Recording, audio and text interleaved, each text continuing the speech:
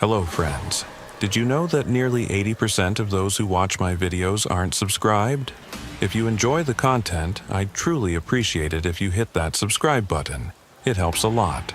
Also, don't forget to leave a like and share your thoughts in the comments. Your interaction not only supports the channel's growth, but also helps these stories reach more people.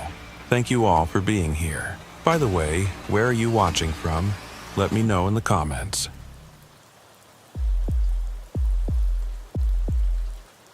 I've been working as a forest ranger in Black Pine National Forest for 11 years.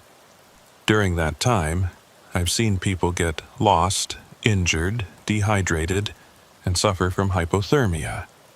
I've seen the strange things the human mind conjures up in moments of panic, but I'd never seen anything like what Ava Holbrook described that October morning. She arrived at the station before dawn, before we had even finished brewing our first pot of coffee. Her hiking boots were caked in mud that hadn't yet dried, and pine needles were stuck in her hair. She looked like someone in her mid-30s, athletic, familiar with the trails. But her eyes told a different story. In her eyes, I saw that look I'd seen before in people who had spent a night lost in the woods, a look that seemed to see 1,000 meters ahead. "I need to report something," she said, her voice calm but weak, as if she were struggling to hold herself together with sheer willpower. I grabbed my notepad and sat her down. My partner, Dean, brought her some water. She drank half the bottle before she started talking. "I was on the Ridgeline Trail yesterday afternoon," she began. "I've hiked it a dozen times. I know every turn, every marker, but yesterday, something was wrong." I nodded, keeping my expression neutral. People get disoriented out there all the time. The forest can play tricks, especially when you're tired or the light starts to change. "About 3 miles in, I noticed footprints in the mud," she continued. "Fresh ones, boot prints, same size as mine, same tread pattern." "Could have been another hiker," Dean offered. She shook her head. "That's what I thought at first, but they were going the same direction I was, and they were identical, not just similar, identical. Same wear pattern on the heel, same chip missing from the left toe." I glanced at her boots. Sure enough, there was a small chunk missing from the left toe cap. I figured maybe I'd gotten turned around somehow, that I was walking in a circle and seeing my own prints from earlier. But I checked my GPS. I was on the right path, moving forward. And the prints, they were ahead of me. Fresh. Like someone was walking 20-30 feet in front of me. "Did you see anyone?" I asked. "No, that's the thing. The trail was empty. It was a Thursday afternoon, not peak season. I hadn't seen another person since I left the trailhead. But those prints just kept appearing, always ahead, always the same." She paused, taking another drink of water. Her hands were shaking slightly. "I tried to catch up to them. I walked faster, even jogged for a bit, but I never got any closer. The prints were always there, always the same distance ahead. And then," she stopped, staring at the table. "Then what?" Dean prompted gently. "Then I realized they weren't just ahead of me anymore. They were beside me too. On both sides of the trail, in the mud, in patches of soft dirt, even on a fallen log I'd just stepped over. My prints, everywhere. Like I was walking alongside myself. Like there were 3 or 4 of me out there all walking the same path." I exchanged a glance with Dean. This wasn't standard disorientation. This was something else. "What did you do?" I asked. "I panicked, I'll admit that. I stopped walking and just stood there trying to make sense of it, and that's when I heard it." "Heard what?" "Footsteps, behind me. The same rhythm as mine, the same weight."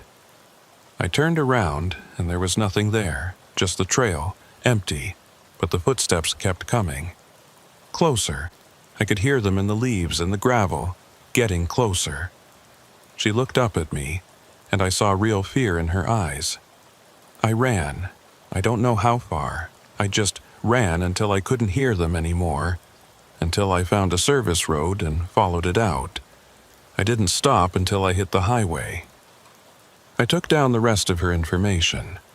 Her car was still parked at the Ridgeline trailhead. She'd walked 5 miles along the highway to reach town, and told her we'd check it out. After she left, Dean looked at me. "What do you think?" "I think she was scared," I said. "Whether there's a reason for it or not, we need to check the trail." We headed out an hour later, taking one of the ATVs to the Ridgeline trailhead. Her car was there, a blue Subaru parked alone in the gravel lot. The trail started at the north end, marked by a weathered wooden sign. It was a clear morning, the kind where sound carries. Birds called from the trees, and I could hear a stream somewhere in the distance. Normal. Everything felt normal. We walked the trail, Dean in front, me behind. The path was well maintained, wide enough for 2 people to walk side by side. The forest pressed in on both sides, dense with pine and Douglas fir, the understory thick with ferns and sallow. About a mile in, Dean stopped and pointed down. "Here." Footprints in a patch of mud, clear and distinct. Boot prints, women's size, maybe 7 or 8. They headed north, the same direction we were going. We kept walking. More prints appeared every few hundred feet, always in the muddy spots, always heading north. Nothing unusual about that. This was a popular trail. But then Dean stopped again, and this time his expression was different. "That's weird," he said. 2 sets of prints, side by side. Identical, same boots, same size, same wear pattern. Like someone had walked the trail twice, perfectly parallel, at the exact same time. We followed them. The 2 sets continued for maybe 50 yards, then split. One went straight, staying on the trail. The other veered off to the left, cutting through the underbrush before rejoining the trail 20 feet ahead. "Could be 2 people with the same boots," Dean offered, but he didn't sound convinced. We kept going. The prints multiplied. 3 sets, 4, 5. All identical, all seemingly made by the same person, but all going in slightly different directions before converging back on the main trail. At the 3-mile mark, we found something else. A log across the trail, knee-high, the kind you'd step over without thinking. There were prints on top of it. Not beside it, not around it, on top of it. 5 or 6 clear impressions in the moss covering the log, like someone had walked across it instead of over it. Dean didn't say anything. He just stared at the log, then at the prints surrounding it. We checked the area, looking for signs of other hikers. Any explanation. We found more prints. Dozens of them, all identical, all crisscrossing the trail in patterns that didn't make sense. They looped back on themselves, appeared in places where no one could have walked without climbing through dense brush, vanished and reappeared on the other side of the trees, too thick to squeeze through. "This isn't right," Dean said quietly. We followed the trail for another mile. The prints continued, multiplying, overlapping, creating a chaotic web that covered every muddy patch, every bare spot of earth. And then, suddenly, they stopped. Not faded out, not disappeared into dry ground. Stopped. The last set of prints was at the edge of a small clearing halfway across. 5 distinct impressions, all identical, all pointed toward the center of the clearing. And then, nothing. The clearing was covered in soft, damp earth, perfect for holding prints. But the far side was unmarked, smooth, like whoever made those prints had simply ceased to exist in the middle of the clearing. We searched the area for an hour. No more prints. No signs of anyone leaving the trail. Nothing. When we got back to the station, I filed a report, but I didn't know what to put in it. What do you say? That we found prints that shouldn't exist? That someone or something had walked that trail in multiple places at once? I called Ava that evening to return her car keys. We'd driven her Subaru back to the station. She answered on the first ring. "Did you find anything?" she asked. "We found the prints," I said. "We're still trying to figure out what they mean." She was quiet for a moment, then, "Do you believe me now?" "I believe something happened out there," I said carefully. "I'm not going back," she said. "I don't care if I left half my gear in that car. I'm not going back to that forest." "I understand," I said. And I did. After I hung up, I sat at my desk, staring at the photos Dean had taken. Dozens of identical boot prints, crisscrossing, overlapping, going nowhere and everywhere at once. I've thought about that day a lot since then. I've tried to come up with explanations. Maybe there were multiple hikers with the same boots. Maybe the prints were old, left at different times, and we just noticed them all at once. Maybe the soft earth played tricks with the impressions, making them look more similar than they were. But I can't explain the prints on top of the log, or the ones in the middle of the clearing that just stopped, or the way they seemed to multiply the farther we walked, like whatever made them was fragmenting, splitting into more and more copies of itself. 3 weeks later, I was doing a routine patrol of the Ridgeline Trail. It was late afternoon, the sun filtering through the trees at that low angle that makes everything look gold and green and peaceful. At the 3-mile mark, I stopped. The log was still there, covered in moss. I stepped closer and looked down. Fresh prints. Dozens of them, all around the log, all in the soft earth. Same boots, same tread pattern, same missing chip on the left toe. But there was no one else on the trail. I'd been alone since I left the trailhead an hour ago. I looked up, scanning the forest. Nothing. Just trees and shadows and the sound of wind moving through branches. I turned to keep walking, and that's when I saw them. Prints behind me. Fresh ones, in the dirt I'd just walked through. Prints that matched mine. Same tread, same wear pattern, but I'd been walking forward. Those prints were behind me, like someone had been following in my exact footsteps. I stood there for a long moment, listening. The forest was quieter than it should have been. No birds, no rustling leaves, just silence, heavy and waiting. I started walking again, faster this time. I didn't look back, I didn't stop. I just focused on moving forward, on getting back to the trailhead, on getting out of that forest, but I could hear them behind me. Footsteps, matching my pace, matching my rhythm. Like someone was walking right behind me, stepping exactly where I stepped, moving when I moved. I didn't turn around. I don't know why, but some instinct told me not to look, not to acknowledge what was there. So I just kept walking, kept moving, even when the footsteps sounded like they were only a few feet behind me. Even when I could almost feel breath on the back of my neck. I made it back to the trailhead, got in my truck, drove back to the station. And I didn't tell Dean, didn't file a report, because what would I say? That I'd felt something following me? That I'd heard footsteps that shouldn't exist? But I've stayed away from the Ridgeline Trail since then. When hikers ask for recommendations, I steer them toward other paths. When someone reports unusual activity near that area, I send Dean or one of the other rangers to check it out.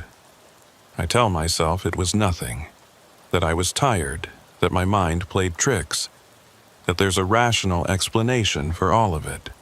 But late at night, when I'm alone in my cabin at the edge of the forest, I sometimes hear footsteps outside.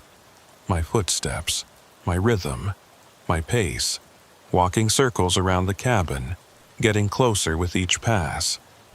And I wonder if Ava Holbrook was right, if she was smart to stay away, if she understood something I'm only now beginning to grasp. That sometimes in these woods you're not alone, even when you think you are, even when you should be. And sometimes the thing walking beside you, behind you, ahead of you in the trail. Sometimes it's you. Last week, a hiker came into the station. Young guy, maybe 25, carrying a backpack and looking a bit shaken. He said he'd been on the Ridgeline Trail just for a day hike, and he'd found something strange. There were boot prints everywhere, he said. All over the trail, all identical. Like someone had walked the same path 100 times. Or like 100 people with the same boots all walked it at once. I felt my stomach tighten. "What did you do?" I asked. "I followed them," he said. "For about a mile, and then I saw..." He hesitated. "This is going to sound crazy." "Tell me." "I saw someone on the trail ahead of me. Just for a second, a woman, I think. Same height as me, same build, even wearing the same color jacket. She was just standing there looking back at me. And then she turned and kept walking. But the weird thing was, she was walking the same way I walk. Same stride, same pace, like she was copying me." "Did you catch up to her?" I asked, though I already knew the answer. "No. Every time I got close, she was further ahead. And then..." He shook his head. "Then I saw another one. Another person who looked like me, off to the side in the trees. And then another. By the time I decided to turn back, there were 4 or 5 of them, all around me, all walking the same way I walk." He looked at me, searching my face for something. Reassurance, maybe. Or just confirmation that he wasn't losing his mind. "You did the right thing, turning back," I said. He nodded, then left. And I sat there, staring at my computer screen, at the incident report I'd never filed about Ava Holbrook, about my own experience on that trail. I thought about adding this new report to it, creating a file, making it official. But what good would that do? What would I even say? Instead, I pulled up a map of the forest and marked the Ridgeline Trail in red. A warning for myself, if no one else, a reminder to stay away. Because I'm starting to understand something about that trail, about that part of the forest. Something that doesn't fit into any manual or training guide. Something that exists in the spaces between what we know and what we can prove. The forest isn't empty. It never has been. And sometimes, when you walk into it, you're not the only version of yourself out there. Sometimes you're walking alongside echoes, or shadows, or something else that wears your shape and follows your footsteps. And sometimes those echoes don't stay behind you. Sometimes they get ahead. Sometimes they wait. I don't go to the Ridgeline Trail anymore. And I don't recommend anyone else does either. When people ask why it's not on our list of suggested hikes, I tell them it's due to erosion, or bear activity, or some other official-sounding reason. But the truth is simpler and more terrible. The truth is that some trails don't just lead through the forest. They lead somewhere else, somewhere that exists parallel to the world we know. And if you walk them long enough, if you follow the prints far enough, you might find yourself slipping between those worlds. You might find yourself becoming one of the echoes. One more set of identical prints on a trail that no longer knows the difference between you and your shadow. Ava Holbrook was smart to run. That hiker last week was smart to turn back. And I'd be smart to forget any of this ever happened. But I can't, because every time I'm alone in the forest, every time I hear footsteps that match my own, I remember that clearing where the prints stopped. I remember standing there looking at those 5 perfect impressions pointing toward the center, ending in smooth, unmarked earth. And I wonder if that's what happens at the end. If you walk far enough, follow your own footsteps long enough, do you just stop? Do you disappear into the soft ground, leaving nothing but prints behind? Or do you become something else, something that walks the trail forever, copying the footsteps of whoever comes next? I don't know, and I don't want to find out. but sometimes, late at night, I hear them outside my cabin. Footsteps, my footsteps, walking in circles, getting closer, and I wonder how much longer I have before I join them, before I become just another set of prints on a trail that leads nowhere and everywhere at once, before I become the thing that follows. The call came in at 11:47 p.m. on a Saturday in late June. I remember the exact time because I was staring at the clock on the microwave, heating up leftover chili, when the radio crackled to life. "Base, this is campground host at Meadow Loop. We've got a situation here. Multiple noise complaints from Site 47. Campers are reporting screaming." I grabbed the radio. "This is Ranger Tate. What kind of screaming?" There was a pause, long enough that I thought I'd lost the signal, then, "The kind that sounds like someone's getting killed." I was out the door in under 2 minutes, still pulling on my jacket as I climbed into the truck. Meadow Loop was the largest campground in Pinehurst State Forest, 90 sites spread across 3 loops of paved road, all of them full on summer weekends. Site 47 was near the back, tucked into a corner where the forest pressed close. I'd worked at Pinehurst for 7 years. I'd broken up fights, dealt with drunk campers, chased off bears, and once talked down a guy who was threatening his girlfriend with a hatchet.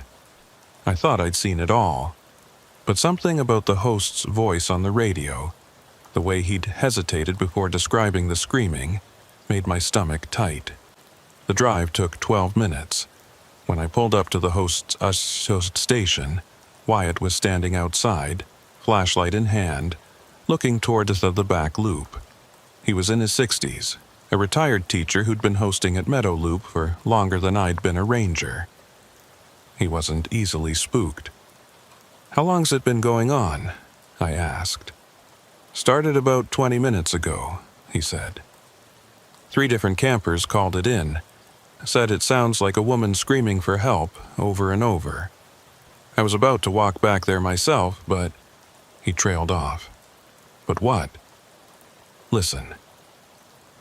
We stood there in the dark, the forest quiet around us except for the usual sounds. Wind in the trees, the distant hum of a generator, someone's radio playing soft country music. And then I heard it. A scream. High-pitched, desperate, raw. The kind of sound that makes your whole body go cold. It came from the direction of the back loop, echoing through the trees, and it didn't stop. It just kept going, one long shriek that cut through the night like a knife. Then it stopped, just cut off, mid-scream. Silence. "Jesus," Wyatt said quietly. I grabbed my flashlight and radio. "I'm going to check it out. You stay here and keep people calm. If I'm not back in 20 minutes, call the sheriff." "You want backup?" "Not yet. Might just be someone drunk or high making noise. No need to escalate unless we have to." I didn't believe that, and from the look on Wyatt's face, neither did he. But it was protocol, and protocol was all I had to hold on to right then. I drove slowly down the loop road, watching the campsites pass by. Most were occupied, tents glowing from lanterns inside, families settling in for the night. A few people stood outside their sites, looking toward the back of the loop, toward Site 47. I pulled up to the site and killed the engine. The headlights illuminated a standard campsite. A picnic table, a fire ring, a tent pitched on the gravel pad. Everything looked normal, peaceful even. I stepped out of the truck, flashlight in hand, and called out, "Forest Service, anyone here?" No answer. The campsite was quiet. The tent was zipped shut, its rainfly pulled tight. A camp stove sat on the picnic table next to a half-full pot of water. The fire ring held the remains of a fire, embers still glowing faintly red. I walked closer, my boots crunching on gravel. "This is the Forest Service. I need to speak with whoever's camping here. Still nothing. I reached the tent and knocked on one of the poles. Hello? Anyone in there? The tent shifted slightly in the breeze, but there was no response from inside. I unzipped the front flap and shone my light in. Empty sleeping bags laid out, 2 of them, neatly arranged. A couple of backpacks in the corner, some clothes folded on top of them, a book, a water bottle, a phone charging from a portable battery. But no people. I backed away from the tent and scanned the campsite again. The fire was recent, maybe an hour old. The water on the stove was still warm when I touched the pot. Whoever had been here hadn't been gone long. I radioed Wyatt. Site 47 appears abandoned. Campers are gone, but all their gear is here. I'm going to check the area. Copy. Still want me to hold off on the sheriff? Yeah, give me a few more minutes. I walked the perimeter of the campsite, looking for any sign of where the occupants might have gone. A bathroom run, maybe. A walk to another site to visit friends. But all the neighboring sites were quiet, their occupants either asleep or pretending to be. That is when I heard it again. The scream. It came from behind me, from the direction of the campsite I'd just searched.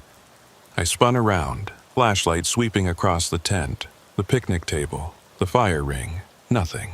No one. But the scream continued. A woman's voice, high and terrified, calling for help. Somebody help me, please help. I ran back to the campsite, my heart hammering. The scream was loud, close, like it was coming from right there in the site. But there was no one. The tent was still empty, the campsite still abandoned. Where are you? I shouted. Call out so I can find you. The screaming stopped. Just like before, it cut off mid-cry, leaving only silence and the sound of my own heavy breathing. I stood there, flashlight shaking slightly in my hand, trying to make sense of what I'd just heard. The scream had been real. I hadn't imagined it. It was too loud, too clear, too desperate to be anything but real. I searched the campsite again, more thoroughly this time. I checked inside the tent, moved the backpacks, looked under the picnic table. I walked 20 feet into the woods in every direction, calling out, listening for any response. Nothing. I radioed Wyatt. I'm not finding anyone, but I definitely heard the screaming. It's coming from this site, but there's nobody here. You want me to come back there? Yeah, bring your light, and maybe we should call the sheriff now. While I waited for Wyatt, I walked around the site one more time. Something felt wrong about it, beyond just the missing campers and the unexplained screaming. It took me a minute to figure out what it was. Everything was too perfect. The tent was zipped and staked properly. The fire was carefully contained in the ring, surrounded by rocks. No scattered logs or trash. The picnic table was clean, the camp stove neatly arranged. Even the sleeping bags inside the tent were laid out with care, like someone had taken time to make everything just so. It didn't look like a campsite that had been abandoned in a hurry. It looked like a campsite that someone had carefully prepared and then walked away from. Wyatt arrived a few minutes later, breathing hard from the walk. He was in decent shape for his age, but the back loop was a quarter-mile from the host station. "Show me," he said. I walked him through the site, pointing out the tent, the warm water, the glowing embers. He checked everything I'd already checked, his face growing more concerned with each passing minute. "This doesn't make sense," he said finally. "People don't just leave all their stuff and wander off, not like this." "I know." And the screaming, he didn't get to finish. The scream started again, so loud and so close that we both jumped. It was coming from everywhere and nowhere, echoing off the trees, filling the air with raw, panicked terror. "Help me! Please, somebody help me! He's going to kill me!" Wyatt and I spun around, flashlights cutting through the dark, searching for the source. But there was nothing. Just the empty campsite, the silent forest, and that terrible, impossible screaming. "Who's there?" Wyatt shouted. "Where are you?" The screaming continued, rising in pitch, becoming almost inhuman in its intensity. And then, just like before, it stopped. Mid-scream, cutting off so abruptly it left a ringing in my ears. Wyatt looked at me, his face pale in the glow of our flashlights. What the hell was that? I don't know. We stood there for a long moment, listening. The forest around us was completely silent now. No wind, no animals, no distant generators or radios. Just silence, heavy and oppressive. "We need to call this in," Wyatt said. "This is beyond us." I nodded and grabbed my radio. But before I could key the mic, I heard something else. Not a scream this time. Footsteps, multiple sets, moving through the brush behind the campsite. "Did you hear that?" I whispered. Wyatt nodded, his hand going to the bear spray on his belt. We both aimed our flashlights toward the sound. The footsteps grew louder, closer, branches snapping, leaves rustling. Someone, multiple someones, moving through the forest, heading straight for us. "Forest Service," I called out, my voice stronger than I felt. "Identify yourself." The footsteps stopped. The forest went silent again. We waited, flashlights steady on the dark wall of trees. Nothing emerged. No one answered. "Maybe they ran off," Wyatt said quietly. "Maybe." But I didn't believe it.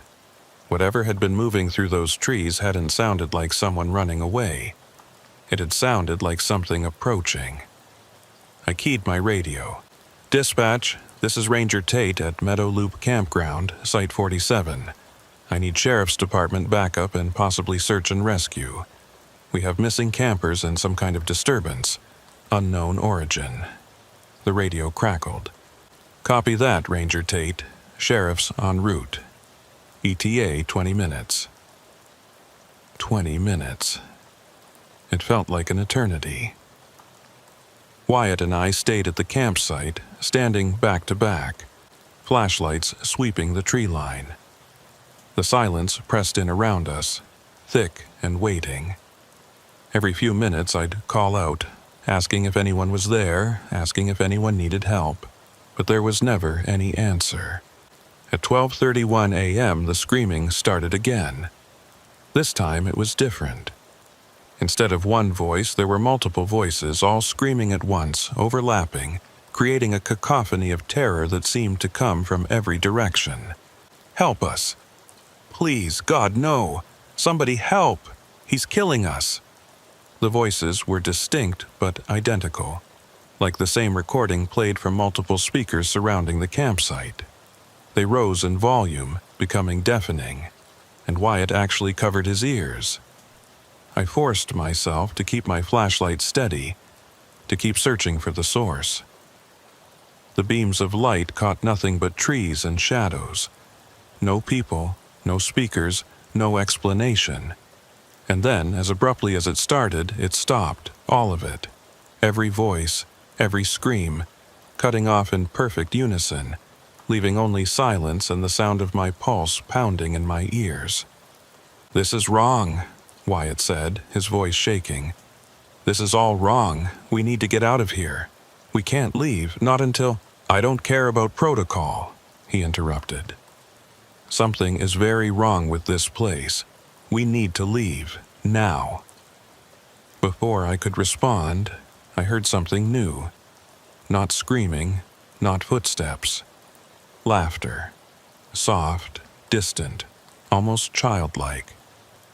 It drifted through the trees, circling the campsite, never quite close enough to pinpoint but never far enough to ignore.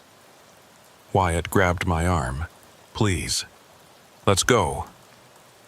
I wanted to argue. I wanted to stay, to figure out what was happening, to find the missing campers. But the fear in Wyatt's eyes, combined with my own growing sense of dread, made the decision for me. "Okay," I said, back to the truck. We walked quickly, not quite running but close. The laughter followed us, staying just at the edge of our flashlight beams.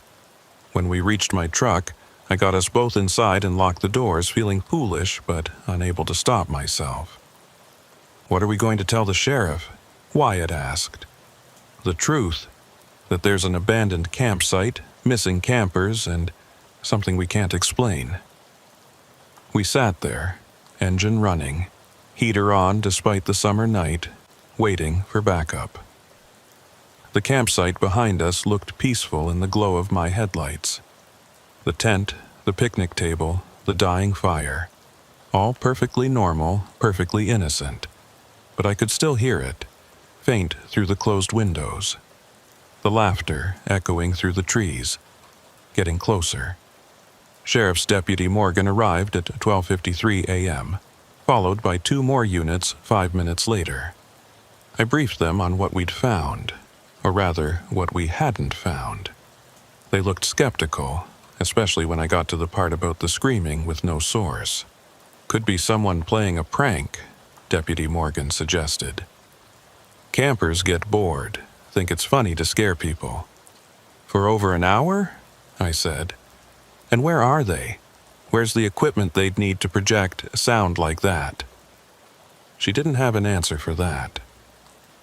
The deputies searched the campsite while Wyatt and I watched from the truck.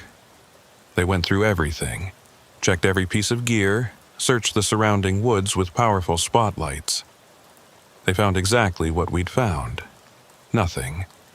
No campers, no speakers, no explanation. "We'll need to identify the people who reserved this site," Deputy Morgan said. "See if we can track them down, make sure they're okay." I pulled up the reservation on my phone. Site 47 was registered to a couple from Seattle, a man and woman in their 30s. I had their names, their vehicle information, their phone number. Deputy Morgan tried calling. It went straight to voicemail. "We'll run their plates, see if we can locate their vehicle," she said. "In the meantime, we'll keep a unit here overnight, make sure nobody comes back to disturb the site. If this turns into a missing persons case, we'll need to preserve potential evidence." I nodded. It was the right call, the logical call. But something about it felt wrong. Something about treating this as a standard missing persons case, when nothing about it was standard. As the deputies continued their work, I walked back to the campsite one more time. I'm not sure why.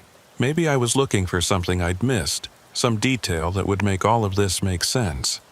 The fire had gone out completely now, nothing but gray ash in the ring. The water on the camp stove had gone cold. The tent flap moved slightly in a breeze I couldn't feel.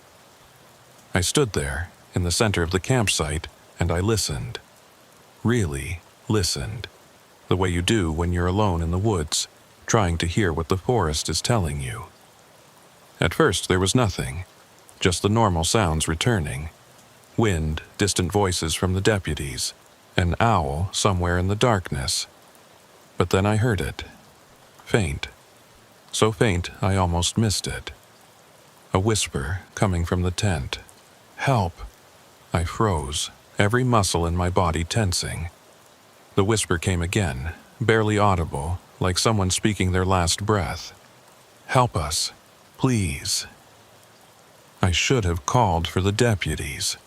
I should have backed away, gotten help, done everything by protocol, but I didn't. I stepped forward toward the tent, toward that desperate whisper. "Who's there?" I said quietly.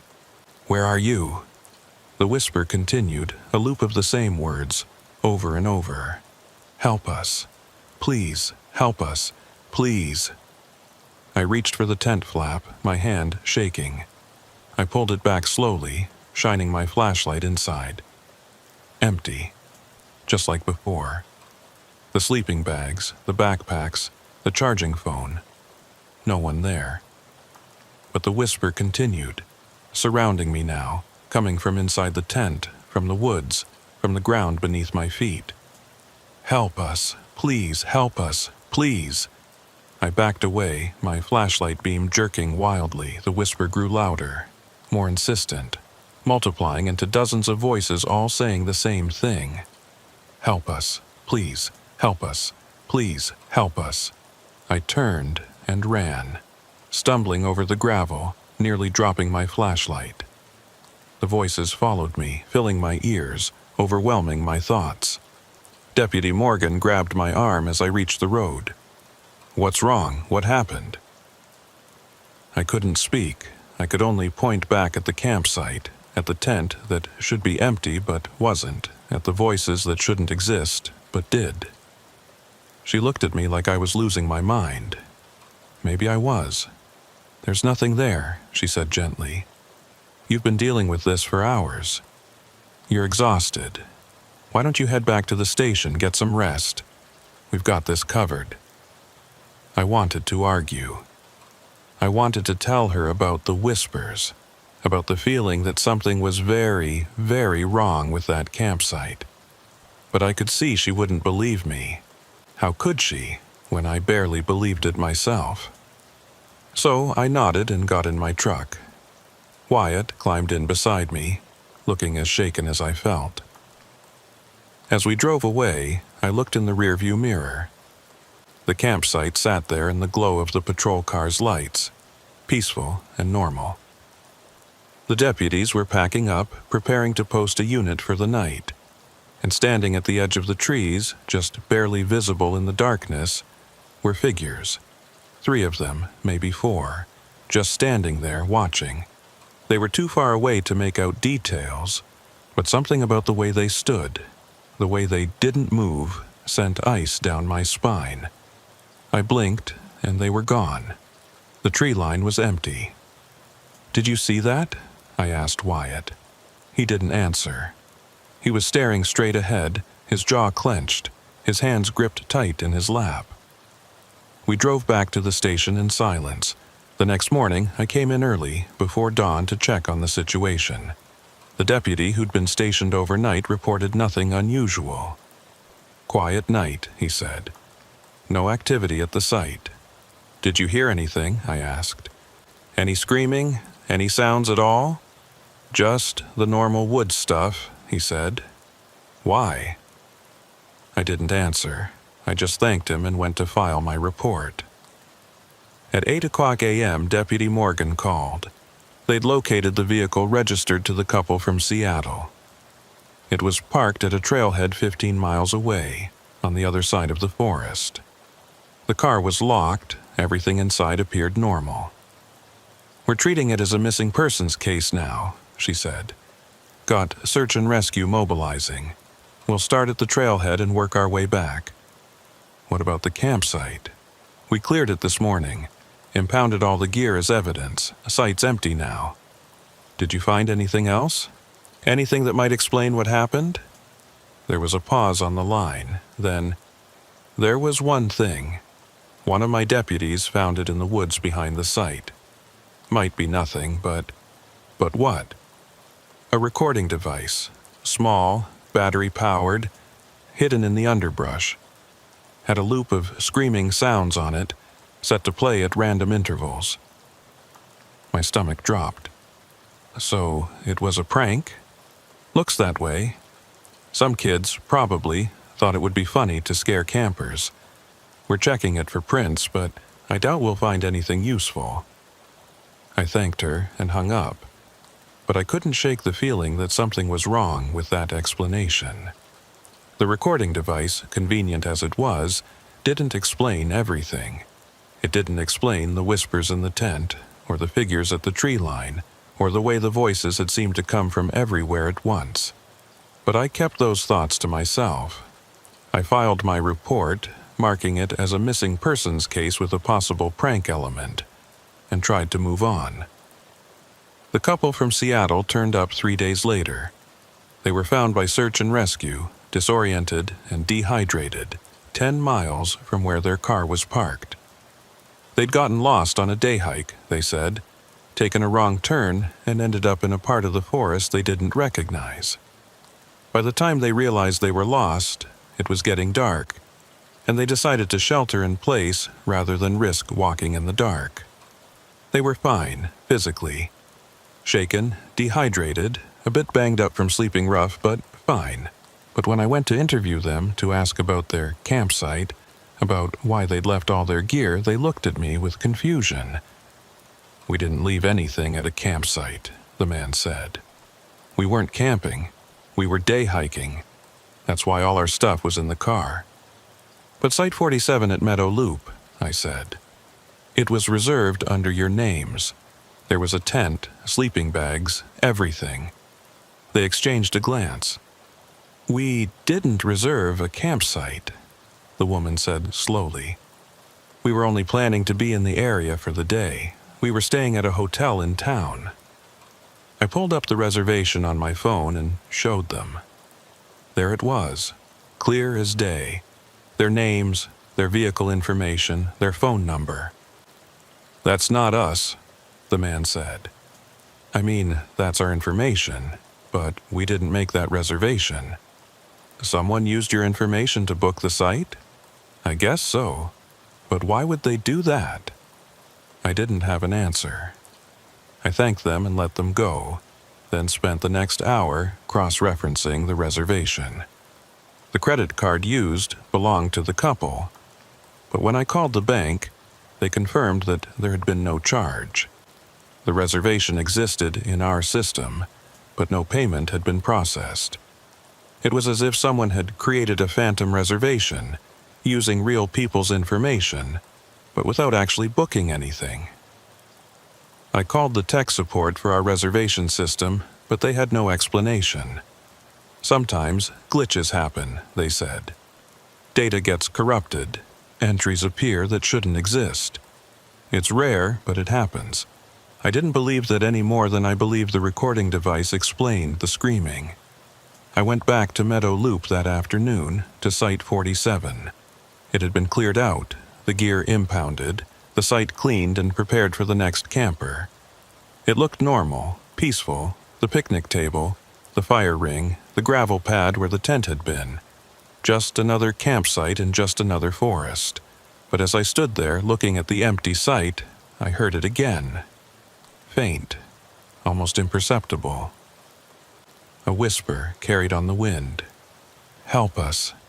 I turned, searching the tree line, but there was nothing there. Just trees and shadows and the sound of my own heartbeat. I got back in my truck and drove away, and I didn't look back. That was 3 months ago. Site 47 has been rented dozens of times since then, to families and couples and solo campers. As far as I know, no one's reported anything unusual. No screaming, no whispers, no missing people. But I've stopped doing patrols in that part of the campground. When someone reports a problem at one of the back loop sites, I send another ranger. I tell myself it's because I'm busy, because there are other areas that need attention. But that's not the truth. The truth is that I'm afraid. Afraid of what I might hear if I go back there. Afraid of what I might see standing at the edge of the trees. Watching. Waiting. Afraid that one night I'll be the one screaming from an empty campsite and no one will come to help. Because whatever was there that night, whatever created those sounds and that phantom reservation and those figures in the darkness, I don't think it was a prank. I don't think it was a glitch. I think it was something else. Something that wanted to be found but couldn't be, something that screams for help from a place we can't reach. And I think it's still there, at Site 47, waiting for the next person to hear its call. Wyatt quit 2 weeks after that night. Said he was ready to retire, that hosting was getting to be too much for him. But I know the real reason. I saw it in his eyes every time someone mentioned the back loop. Every time a camper reported an unusual noise. He heard it too. The whispers. The calls for help that come from nowhere and everywhere at once. Sometimes, late at night, when I'm alone at the station, I listen to the recording that Deputy Morgan's team found in the woods. The one with the screams on it. It's been logged as evidence, stored digitally in the case file. I tell myself I'm listening for clues, for something that might explain what happened. But really, I'm listening because I need to know. I need to understand. The recording is crude, obviously fake. A loop of screaming sounds, probably downloaded from the internet, played through a cheap speaker. It sounds nothing like what we heard that night. The screams on the recording are theatrical, overdone. The kind of thing you'd hear in a haunted house or a cheap horror movie. They don't have the raw, desperate quality of the sounds that came from Site 47. They don't have the same weight, the same presence. Whatever we heard that night, it wasn't on that recording. I know I should let it go. I know I should file the case away and move on. The couple was found safe, the missing persons case was closed, and there's a perfectly reasonable explanation for everything that happened. But I can't stop thinking about the tent, about the sleeping bags laid out so carefully, the charging phone, the personal belongings arranged just so, about the campsite that existed and didn't exist, reserved by people who never made a reservation, about the whispers that came from an empty tent, begging for help. And I can't stop wondering, if it wasn't the couple from Seattle camping at that site, then who was it? Who set up that tent? Who built that fire? Who left those sleeping bags laid out like they were waiting for someone to come to bed? Or worse, was anyone there at all? Sometimes I think about going back, walking out to Site 47 at night, alone, and just listening, really listening the way I did that night. When I heard the whispers, maybe I'd hear nothing. Maybe I'd prove to myself that it was all just exhaustion and fear and imagination running wild. Or maybe I'd hear them again. The voices, the calls for help. Maybe I'd finally understand what they were trying to tell us. But I don't go, because I'm afraid that if I do, if I go back there and listen hard enough, I'll hear something else. Something worse than screaming, worse than whispers. I'll hear silence. The kind of silence that means they've stopped calling for help because they know no one's coming. The kind that means they've given up, disappeared into whatever dark place they're trapped in. Or the kind that means they're not calling anymore because they've found a way out, and they're already here. Last week, a family camping at Site 47 reported strange sounds in the night. Nothing major, they said. Just whispers, like people talking quietly nearby. They checked the neighboring sites, but everyone was asleep. The whispers continued until dawn, then stopped. The family checked out early, said they didn't feel comfortable staying another night. I didn't ask them what the whispers said. I didn't want to know, but I think I already do. Help us, please help us. Always the same words. Always the same desperate plea. Coming from an empty campsite where no one should be camping. Coming from somewhere we can't see, can't reach, can't help. Coming from Site 47.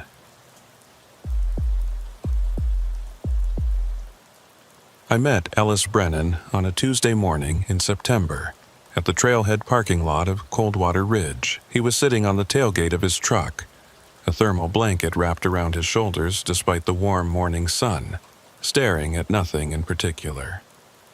When I pulled up in my Ranger truck, he barely registered my presence. "Mr. Brennan?" I called out as I approached. "I'm Ranger Morgan. You called about getting lost last night?" He looked at me then, and I saw immediately that something was wrong. His eyes had that hollow quality I'd seen in combat veterans, in people who'd witnessed things that fundamentally changed them. He was maybe 24, 25, with the kind of athletic build that suggested he spent a lot of time outdoors. But right now, he looked small, diminished somehow. "I wasn't lost," he said quietly. I knew exactly where I was. That was the problem. I'd been a ranger at Coldwater Ridge State Park for 9 years.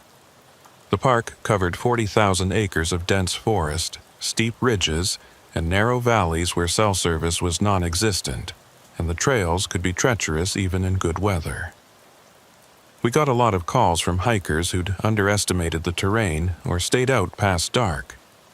Most of them were fine once we found them, just cold and embarrassed. But something about the way Ellis Brennan sat there, wrapped in that blanket in the morning warmth, made me think this wasn't a standard lost hiker situation. "Why don't you tell me what happened?" I said, sitting down beside him on the tailgate. He was quiet for a long moment, and when he finally spoke, his voice was barely above a whisper. "I saw something in the woods last night. Something that shouldn't exist. And I think it saw me too." I'd heard strange stories before. The forest did things to people's minds, especially at night. Shadows became creatures, sounds became threats, and exhaustion mixed with fear created hallucinations that felt absolutely real. I didn't dismiss what he was saying, but I also knew to take it with a grain of salt. "Start from the beginning," I said. "When did you enter the park?" "Yesterday afternoon, around 3. I was planning to do the ridgetop loop, maybe 8 miles, be back before dark. I've hiked it before, knew the trail pretty well." "What happened?" "Everything was fine at first, normal. I saw a few other hikers early on, but by the time I got to the upper ridge, I was alone. That's how I like it usually, peaceful, you know." He paused, pulling the blanket tighter around himself. "Around 6, I stopped to have a snack, take some photos. The sun was getting low, but I figured I had plenty of time. The descent is only about 3 miles from that point.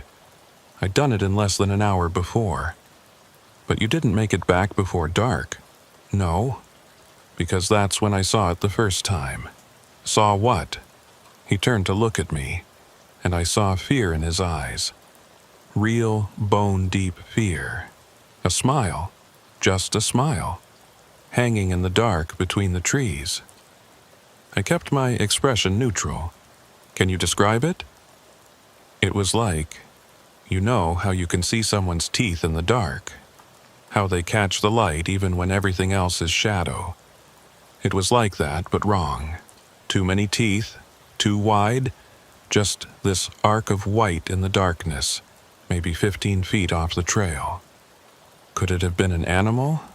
Deer eyes reflect light, and it wasn't eyes," he interrupted.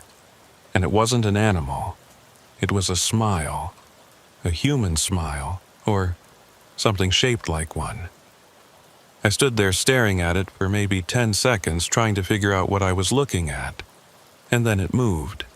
Moved how? It got wider, like whatever was smiling decided to smile bigger. And I realized I could see it even though there was no light. No flashlight, no moonlight hitting it, nothing. It was just there, glowing faintly white against the darkness. I'd heard stories about foxfire, bioluminescent fungi that could create strange glowing patterns in the woods, but Ellis was describing something else, something that moved with intention. "What did you do?" I asked. "I ran, not away from it. That would have taken me deeper into the woods. I ran down the trail toward the parking lot. I had my headlamp, and I kept it pointed straight ahead, didn't look back. I just ran." "Did you see it again?" He nodded slowly. "About a quarter mile down the trail, I had to stop. I'm in decent shape, but I'd been hiking all day and that sprint took everything out of me. I bent over, hands on my knees, trying to catch my breath. And when I looked up, it was there again. On the other side of the trail this time, deeper in the trees. That same smile, watching me. How far away? 20 feet, maybe. Close enough that I could count the teeth. 37 of them, all perfectly straight, all too white. They weren't reflecting my headlamp. They were glowing on their own, like they were lit from inside." I made notes as he talked, trying to think of natural explanations. Mushrooms, minerals, some kind of reflective bark. But 37 teeth, counted, distinct, arranged in a smile. That didn't fit any natural phenomenon I knew. I started walking again, Ellis continued. Fast, not quite running, but close, and the smile kept pace with me, sometimes on the left side of the trail, sometimes on the right. Always the same distance away, always watching.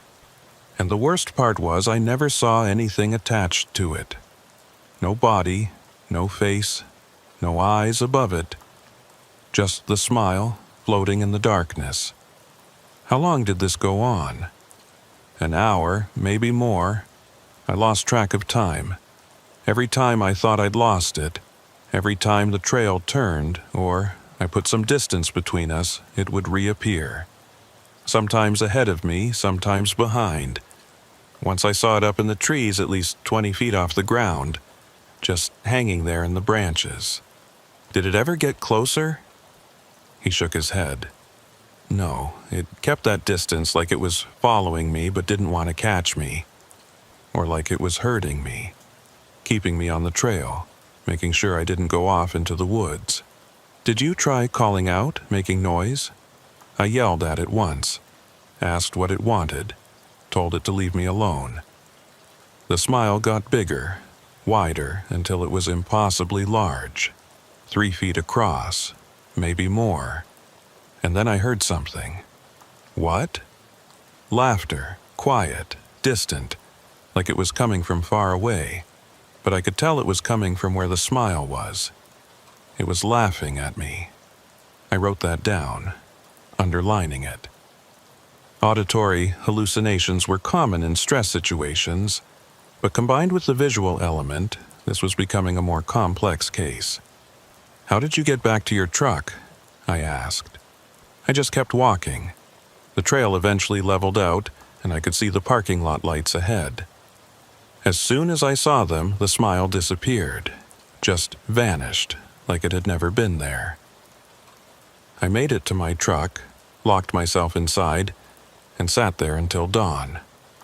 I couldn't bring myself to drive in the dark, not with that thing maybe out there. But you're okay now, physically. I'm not hurt, if that's what you mean. But I'm not okay. I know what I saw, and I know it wasn't natural.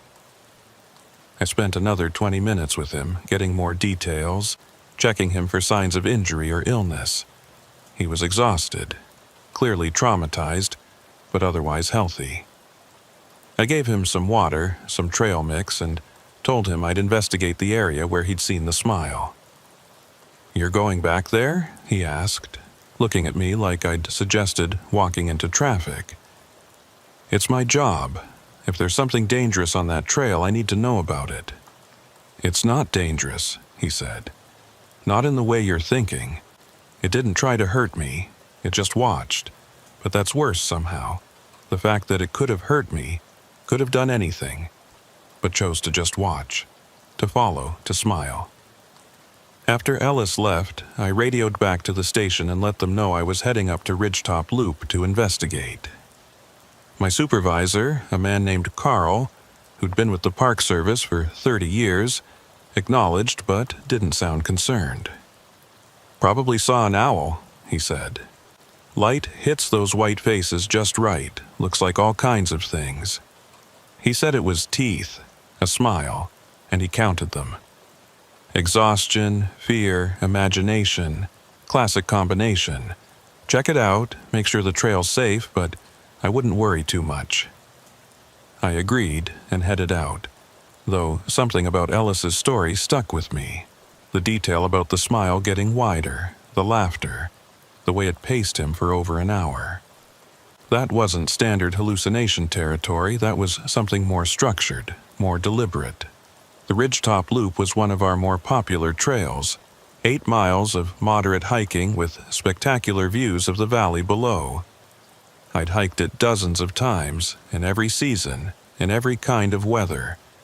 I knew every switchback, every landmark, every spot where hikers tended to get confused. I reached the upper ridge around noon, the same area where Ellis had stopped for his snack. The forest here was dense, old growth Douglas fir and cedar, with an understory of ferns and Oregon grape. thick enough that the trail formed a corridor through the green, with limited visibility off to the sides. I stopped where Ellis said he'd first seen the smile, about 15 feet off the trail on the left side. I pushed through the underbrush looking for anything that might explain what he saw. No mushrooms, no reflective bark, no signs of any animal activity. But I did find something else. Marks on a tree trunk, about 6 feet up. They were fresh, the exposed wood still pale and sticky with sap. They looked like claw marks, 4 parallel gouges, each about 8 inches long. I photographed them, measured them, took samples of the sap. Black bear claws could leave marks like that, but usually not so clean, and usually not on trees this deep in the forest where they had plenty of food sources.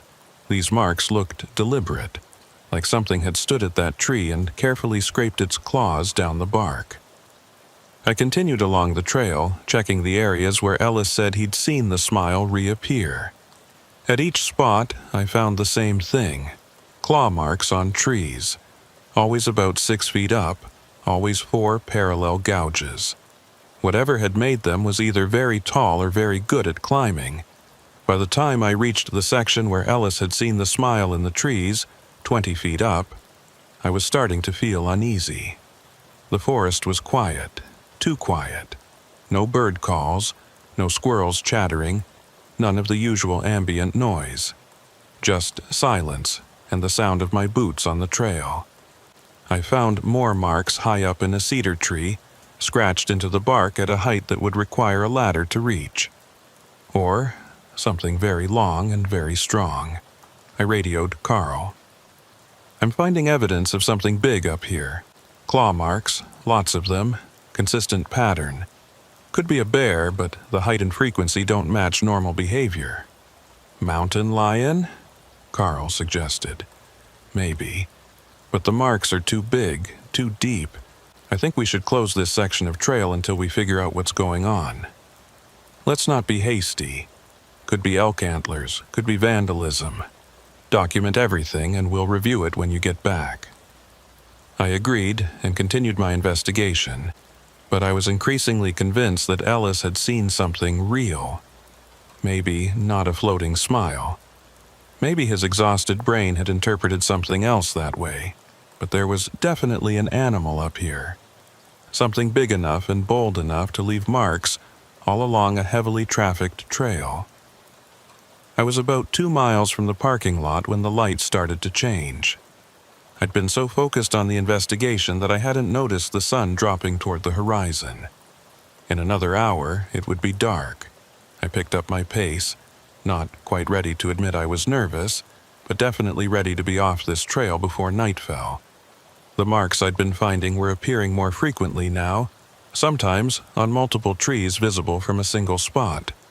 It was like whatever made them wanted to mark its territory, wanted to make sure anything passing through knew it was there.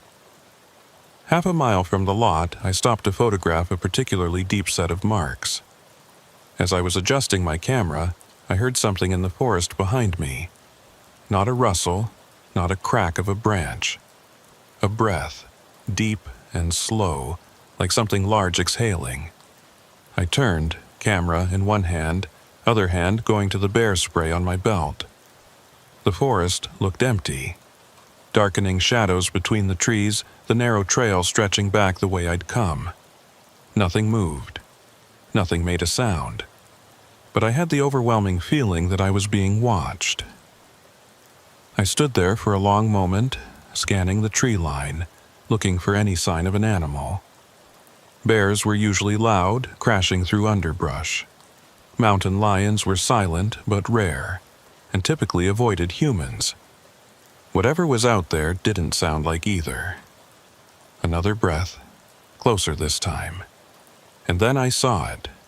Not a smile, not like Ellis had described, but something that could easily be mistaken for one in the right light, from the right angle, by someone exhausted and afraid. Birch bark. A section of white birch trunk, partially stripped, revealing the pale wood underneath in a pattern that looked almost tooth-like. A row of vertical strips, each one a slightly different length, creating an irregular pattern that, in the darkening forest, could look like teeth in a smile. I approached the tree, relief flooding through me. This was it. This was what Ellis had seen. The bark had probably caught moonlight or starlight, created the illusion of glowing white teeth floating in the darkness. I photographed it from multiple angles, documenting how the pattern changed depending on perspective and lighting.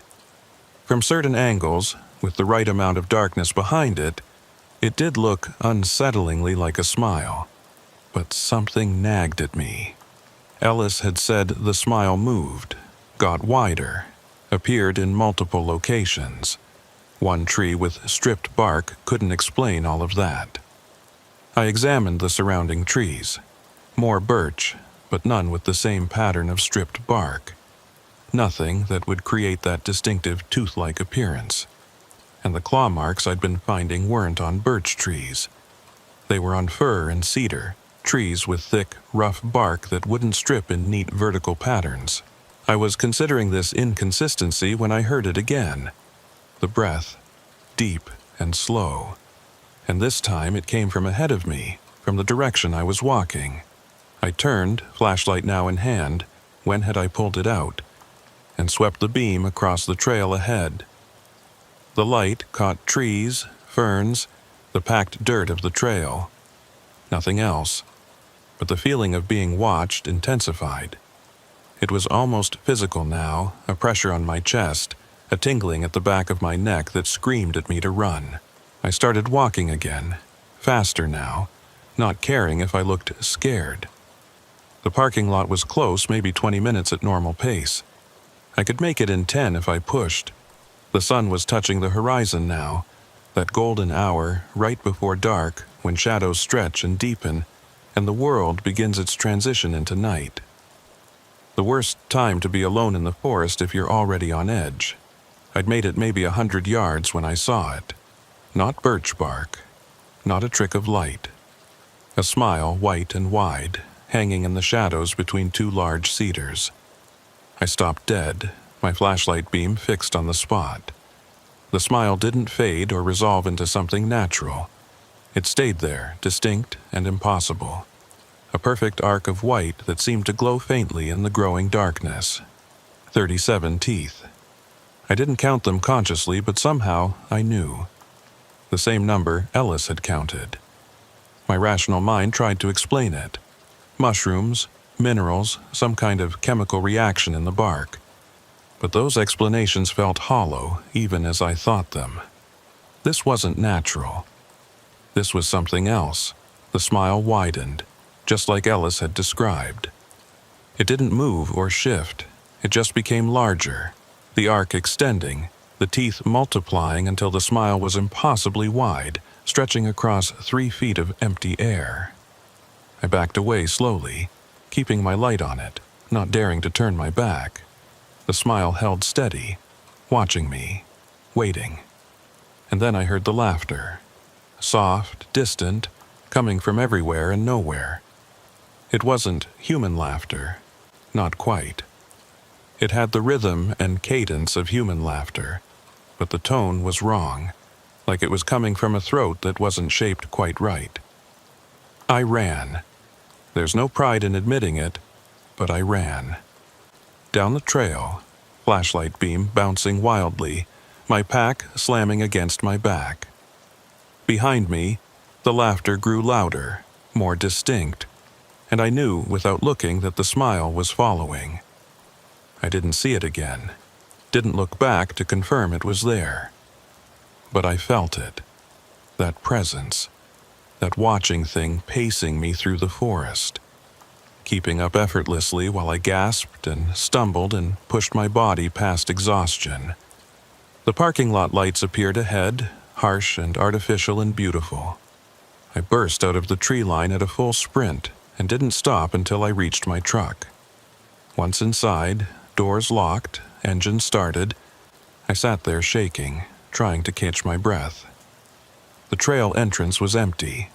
Dark trees, deep shadows, the narrow opening where the path began. Nothing moved, Nothing smiled. But I knew it was there, just beyond the reach of the parking lot lights, watching, waiting. I drove back to the station, took a long time writing up my report. I documented the claw marks, the stripped birch bark, the signs of large animal activity. I mentioned that I'd experienced some kind of visual phenomenon in the low light, possibly similar to what Ellis Brennan had reported. I didn't mention the smile I'd seen, the one that couldn't be explained by bark or light or exhaustion, the one that had watched me with 37 teeth and laughed as I ran. Carl read the report and made his decision. We'll post some warning signs about bear activity. Recommend hikers carry spray and make noise. But we're not closing the trail. One spooked hiker and some scratches on trees aren't enough to justify it. I wanted to argue. I wanted to tell him what I'd really seen, what Ellis had really seen. But I knew how it would sound. Crazy, irrational. The kind of thing that gets a ranger pulled from field duty for a psychological evaluation. So I nodded and filed the report and tried to forget about the smile in the woods. But I couldn't. 3 days later, another hiker came into the station with a similar story. A woman named Brooke, mid-30s, experienced outdoors woman. She'd been on the ridgetop loop at dusk and had seen something she couldn't explain. It was like a row of teeth, she said, just hanging there in the dark, glowing white. I thought maybe it was an animal, but it never moved like an animal. It just watched me, followed me down the trail. I took her report, added it to the file, and brought both reports to Carl. 2 incidents in 1 week, I said. Same trail, same description. We need to take this seriously. Carl looked at the reports, then at me. You think there's something dangerous up there? I think there's something we don't understand up there. And until we do, people shouldn't be hiking that trail alone, especially near dark. He considered this, then nodded. Okay, we'll post warnings, recommend buddy system and daylight hiking only, but we keep the trail open. Unless someone gets hurt, we don't have grounds to close it. It was a compromise I could live with, barely. Over the next 2 weeks, we got 3 more reports, all from the ridgetop loop, all describing the same phenomenon. A smile in the darkness, too many teeth, watching from the trees. One hiker said it had appeared above them, hanging in the branches. Another said they'd seen multiple smiles, 3 or 4, surrounding them as they walked. None of them were hurt. All of them were terrified. Carl finally agreed to close the trail temporarily while we conducted a thorough investigation. We brought in a wildlife biologist from the state university, a woman named Dr. Shaw, who specialized in large predator behavior. She spent 3 days examining the claw marks, taking samples, setting up camera traps along the trail. On the 4th day, she called me out to look at something she'd found. These marks, she said, pointing to one of the deep gouges I'd photographed. They're not from any animal I recognize. The pattern is wrong for bear, wrong for mountain lion. The depth suggests something with incredible strength, but the precision suggests something with fine motor control. Most large animals don't combine those traits. What do you think made them? She hesitated, choosing her words carefully. If I had to guess, based purely on the physical evidence, I'd say human. But no human has claws like this, and no human could reach the marks 20 feet up without climbing gear, which would leave other evidence. So, what are you saying? I'm saying I don't know, and as a scientist, that bothers me more than any explanation would. We reviewed the camera trap footage. Hours of empty trail, wind moving through trees, the occasional deer or raccoon. Nothing unusual. Until the last camera, the one positioned near where Ellis had first seen the smile. The footage showed the empty trail, evening shadows deepening. Timestamp, 7:43 p.m. Nothing moved for several minutes. Then, at 7:47, something appeared at the edge of the frame. Not walking into view, not emerging from the forest. Just appearing, like it had been there all along and the camera had only just noticed it. It was tall, maybe 7 feet, but the proportions were wrong. Too thin, too elongated, like someone had taken a human form and stretched it. The camera's night vision rendered everything in shades of gray and black, but there was one feature that stood out in sharp white contrast. The smile, wide and impossible, glowing faintly even in the infrared spectrum. 37 teeth, perfectly visible, perfectly distinct. The figure stood there for exactly 8 seconds, long enough for us to see it clearly, to count the teeth, to register that this was real, captured on digital media, not a hallucination or a trick of light. Then it turned and looked directly at the camera. The smile grew wider, impossibly wide, and the figure raised one hand in what could only be described as a wave. Then it was gone, not walking away, not moving out of frame, just gone. The spot where it had stood suddenly empty, like it had never been there at all. Dr. Shaw and I watched the footage 3 times in silence. Then she ejected the SD card, put it in a case, and handed it to me. "I'm going to recommend the trail stays closed," she said quietly. "I'm going to recommend you bring in experts from other fields. Anthropologists, maybe. Folklorists. People who study things that aren't supposed to exist. You think this is something paranormal? I think this is something beyond my expertise. And I think whatever it is, it's intelligent, it's aware of us, and it seems to enjoy being seen." The trail stayed closed. The footage was sent to various experts, and we got back a lot of non-answers. The video was genuine, not doctored. The figure appeared to be real, not a projection or CGI effect, but no one could explain what it was or where it had gone. Ellis Brennan called me a few weeks later. He'd heard the trail was closed and wanted to know why. "We found something," I said carefully. "Evidence that your experience was real, but we still don't know what you saw or why it followed you." "Has it hurt anyone?" he asked. "No, it seems content to watch, to follow, to smile." "That's almost worse," he said, echoing what he'd told me that first morning. Knowing it's there, knowing it could do something but chooses not to. Like it's playing with us. After we hung up, I sat at my desk thinking about what he'd said. Playing with us. That's exactly what it felt like. The smile, the laughter, the way it paced hikers but never quite caught them. The way it had waved at the camera. It was performing, showing itself on purpose, making sure we knew it was there. But why? I don't work the Ridgetop Loop anymore.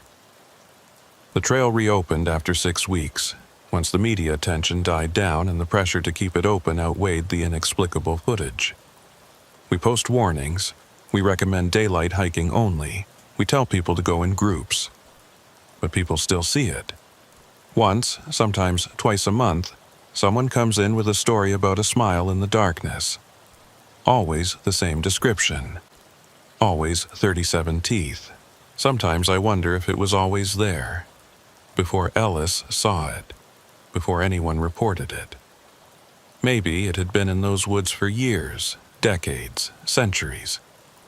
Just watching, just waiting, just smiling. And I wonder what changed. Why it started showing itself, what it wants us to know. Last week, I was doing paperwork late at night, alone in the station. The lights were bright, the door was locked, and I was safe inside with walls and windows between me and the forest. I looked up from my computer and saw it, reflected in the window, superimposed over my own reflection. A smile, white and wide, with 37 perfect teeth. It was behind me. I spun around, but the office was empty, just desks and filing cabinets and the coffee maker in the corner. When I turned back to the window, the smile was gone. My reflection stared back at me, pale and wide-eyed. I haven't told anyone about that. What would I say?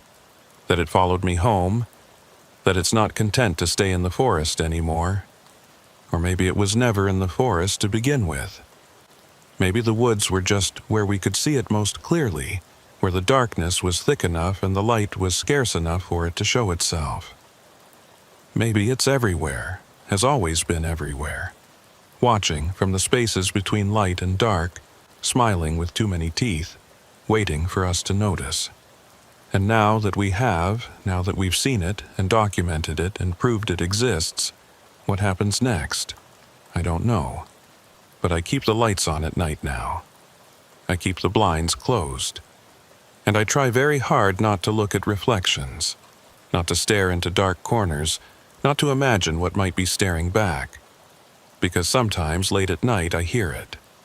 That soft, distant laughter. And I know if I really looked into the darkness, I'd see it.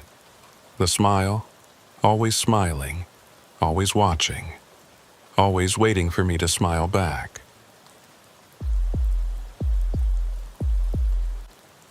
The missing person report came in at 2:17 p.m. on a Thursday in late March. A day hiker named Marcus Webb, 42 years old, hadn't returned from a solo trek into the Cascade River Valley.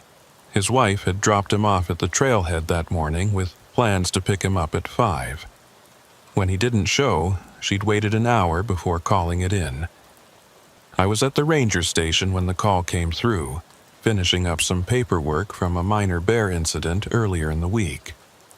My supervisor, a woman named Charlotte, who'd been with the Park Service since before I was born, knocked on my door. "We've got a search forming up," she said. "Missing hiker, Cascade Valley, your lead." I grabbed my pack, already stocked with the essentials for search and rescue. Radio, GPS, first aid kit, emergency blanket, rope, water, energy bars. The gear I'd used dozens of times before on searches that usually ended with someone found cold and embarrassed but alive. The Cascade River Valley wasn't our most dangerous terrain, but it was easy to get turned around if you didn't know what you were doing. The trails crisscrossed through dense forest and along ridgelines where visibility dropped to nothing when the fog rolled in. And in March, the fog rolled in often. I met the rest of the team at the trailhead parking lot. 4 of us total. Me, another ranger named Jake, who'd been doing search and rescue for 6 years, and 2 volunteers from the local mountain rescue unit. A husband and wife team named Glenn and Sarah. They were in their 50s, both experienced climbers and hikers who volunteered their time to help find lost souls in the wilderness. Marcus Webb's wife was there too, standing by her car, arms wrapped around herself despite the mild afternoon. I approached her while the others geared up. "Mrs. Webb, I'm Ranger Holbrook. We're going to find your husband." She nodded, not quite meeting my eyes. "He knows these trails. He's hiked them before. I don't understand how he could get lost." "Sometimes it's not about getting lost," I said gently. "Could be an injury. Could be he stopped to help someone else. We'll find him." "He has a whistle," she said suddenly. "One of those emergency whistles on his pack strap. He always carries it. If he's in trouble, he'll use it." I made note of that. Emergency whistles were standard gear for hikers, the kind of thing that could save your life if you were injured and couldn't call for help. 3 short blasts was the universal distress signal. We headed out at 2:45 p.m., taking the main trail Marcus had planned to hike. It was an 8-mile loop, moderate difficulty, that climbed through old-growth forest before following a ridgeline and descending back to the parking lot. The weather was clear. Temperature in the low 50s, perfect hiking conditions. We moved at a steady pace, calling out Marcus's name every few minutes, listening for responses. Jake took point, I brought up the rear, with Glenn and Sarah between us. Standard search formation, spread out enough to cover more ground but close enough to maintain communication. The forest was quiet. Early spring, before the real tourist season started. before the woods filled with the sounds of birds and insects and other hikers. Just our voices echoing through the trees and the crunch of our boots on the trail. We'd gone maybe 3 miles when Jake stopped and held up his hand. "Listen." We all fell silent. At first I heard nothing but the wind moving through branches overhead. Then, faint and distant, I heard it. A whistle. 3 short blasts. The distress signal. "That's him," Sarah said. "Has to be." I pulled out my GPS and marked our location. "Where's it coming from?" We stood there, trying to pinpoint the direction. Sound did strange things in the forest, bouncing off trees and rocks, making it hard to tell if something was ahead or behind, left or right. The whistle came again. 3 short blasts, clearer this time. It sounded like it was coming from the east, off the main trail, deeper into the valley. "Marcus!" I called out. "Marcus Webb, can you hear me?" No response. Just the whistle again. Insistent. Repetitive. 3 blasts, pause, 3 blasts, pause. "He must be hurt," Glenn said. Too injured to call out, but able to blow the whistle. It made sense. We adjusted our course, heading off the trail toward the sound. I kept my GPS active, marking waypoints so we could find our way back. The terrain got rougher immediately, the neat, packed dirt of the trail giving way to uneven ground covered in roots and fallen branches. The whistle continued, always ahead of us, always the same pattern. 3 blasts, pause, 3 blasts. We pushed through thick underbrush, climbed over downed logs, and kept calling Marcus's name. "How far off the trail are we?" Jake asked, after about 20 minutes. I checked my GPS. 1/4 mile, maybe a bit more. The signal's coming from... I stopped, staring at the screen. The GPS showed our marked trail behind us, our current location blinking in the center. But something was wrong.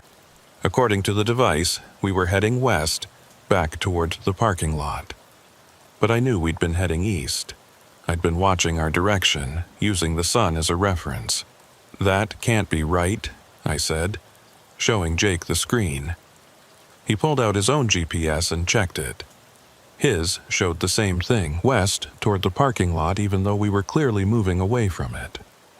"Maybe the satellites are acting up," he suggested. "Canyon effect. Signals bouncing weird." It was possible. GPS could be unreliable in narrow valleys with steep sides, but we weren't in a narrow valley. We were in a relatively open forest with clear sky above. The whistle blew again, closer now. 3 sharp blasts cutting through the air. "Marcus!" Sarah called. "Keep blowing the whistle. We're coming to you." We kept moving, following the sound. My GPS continued to insist we were heading west, but the sun, low in the sky to my right, told me we were actually heading north. Not east like I'd originally thought. Not west like the GPS claimed. North, paralleling the ridge instead of crossing into the valley. "Something's not right," I said to Jake quietly. "What do you mean?" "The GPS, the direction, the way the sound keeps moving. We should have reached him by now." Jake frowned, looking around at the forest. "You think he's moving? Trying to meet us halfway?" "If he's injured enough that he can't call out, he shouldn't be able to move. Not like this." The whistle came again, still ahead, still the same distance away despite 20 minutes of hiking toward it. Glenn pulled out a compass, the old-fashioned kind with a liquid-filled housing and a magnetized needle. He held it flat, watching the needle spin and settle. Then his face went pale. "What?" I asked, moving closer. He showed me the compass. The needle was spinning slowly, rotating through all points of the cardinal directions without settling. North, east, south, west, north again, continuous motion like it couldn't decide where magnetic north was. "It's broken," Sarah said. "Must have gotten damaged somehow." but Glenn was already pulling out a backup compass from his pack. He held it up, and we all watched the needle do the same thing. Spinning, searching, never settling. "That's not normal," Jake said quietly. The whistle blew again. 3 blasts, loud and clear, close enough that we should be able to see the person blowing it. But the forest ahead was empty. Trees and shadows and undergrowth, no sign of Marcus Webb or anyone else. "Marcus!" I shouted, louder this time. "If you can hear me, blow the whistle twice, 2 short blasts." We waited. The whistle came again. 3 blasts, the exact same pattern, the exact same rhythm. "He's not responding to instructions," Sarah said. "Why wouldn't he change the pattern if he heard you?" "Maybe he's unconscious," Glenn offered. "Maybe he set up something to blow the whistle automatically to attract attention while he's unable to respond." "With what?" Jake asked. "You can't automate a whistle. Someone has to blow it." The whistle sounded again, and this time I realized something that made my stomach drop. It wasn't getting closer. It had been the same volume, the same apparent distance for the entire time we'd been following it. We'd hiked more than half a mile through rough terrain, always moving towards the sound, and it had stayed exactly the same distance away, like it was moving with us, or leading us. "Stop," I said. "Everyone stop." The team halted, looking at me with questions in their eyes. "We're not following a lost hiker," I said. "We're following something else." "What are you talking about?" Sarah asked. "Listen to the whistle. Really listen. Every time it blows, it's the same. Exact same volume, exact same rhythm, exact same pause between repetitions. If Marcus was blowing it, there would be variation. He'd have to breathe between blasts. He might blow harder or softer depending on how tired he is. But this is too perfect, too consistent." As if in response, the whistle blew again. 3 perfect blasts, mechanically identical to every previous series. "So what is it?" Glenn asked. "If it's not Marcus, what are we following?" "I don't know. But our GPS is lying. Our compasses don't work, and we've been walking for 40 minutes without getting any closer to the source. I think we need to head back." "But what about Marcus?" Sarah protested. "He's still out here somewhere. And we won't do him any good if we get lost too. We go back, regroup, call in more resources. We're not equipped for whatever this is." I pulled out my GPS again to find our back track route. The device powered on, showed our position, and then the screen flickered. The map disappeared, replaced by a jumble of pixels that resolved into something that made no sense. According to the GPS, we were standing in the middle of the parking lot. "Jake, check yours." He looked at his GPS and swore. "Same thing. Says we're at the trailhead." "We're at least 4 miles from the trailhead," Glenn said. "How's that possible?" The whistle blew again, and for the first time, it sounded different. Not 3 blasts, 4. 4 short, sharp notes that could almost be laughter. "That's not a distress signal," I said quietly. "That's something else." We all stood there. The forest suddenly feeling much larger and much darker despite the afternoon sun filtering through the trees. The whistle came again. 4 blasts, definitely not the standard pattern. And then we heard something else. Another whistle, off to the left, maybe 50 yards away. 3 blasts, the distress signal, clear and close. Then another from the right. 3 blasts, and another from behind us. 3 blasts. Within seconds we were surrounded by whistles. Dozens of them, all around us, all blowing the distress pattern, all sounding exactly like the first one we'd heard. The forest erupted with the sound, overlapping, echoing, creating a cacophony that made it impossible to think. "What the hell is this?" Jake shouted over the noise. I grabbed my radio. "Base, this is Holbrook." We have a situation. Our GPS is malfunctioning, compasses are spinning, and we're hearing multiple whistle sources, requesting immediate backup. Static. I tried again, adjusting the frequency. More static. The radio was dead, or the signal was being blocked. The whistles continued, moving now, circling us. I could track them by sound, hearing them shift position, always staying just out of sight behind trees and brush. "We need to move," I said. "Pick a direction and go. Don't stop. Don't look back. Just move." "Which direction?" Sarah asked, her voice tight with fear. I closed my eyes, trying to orient myself without instruments. The sun had been to my right earlier, which meant it was west. If we kept it to our right and walked, we'd be heading south, back toward this general area of the parking lot. "This way," I said, pointing. "Stay together, stay close. If anyone gets separated, blow your whistle." I stopped, realizing the problem. "Don't blow whistles. Yell instead, use your voice." We started walking, fast, but not running. The whistles followed us, keeping pace, maintaining their circle around us. Sometimes they got closer, the sound sharp and immediate. Sometimes they faded, moving away before returning. Glenn kept checking his compass.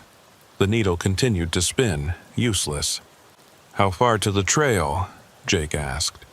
"I don't know. Without GPS or compass, I'm navigating by sun and memory. Could be a mile, could be more." We pushed through the forest, and I tried to keep us moving in a straight line, but the terrain conspired against us, forcing detours around thick brush, over fallen logs, down into small ravines and back up the other side. Each obstacle sent us off course, and without instruments to correct, I had no way of knowing if we were still heading south.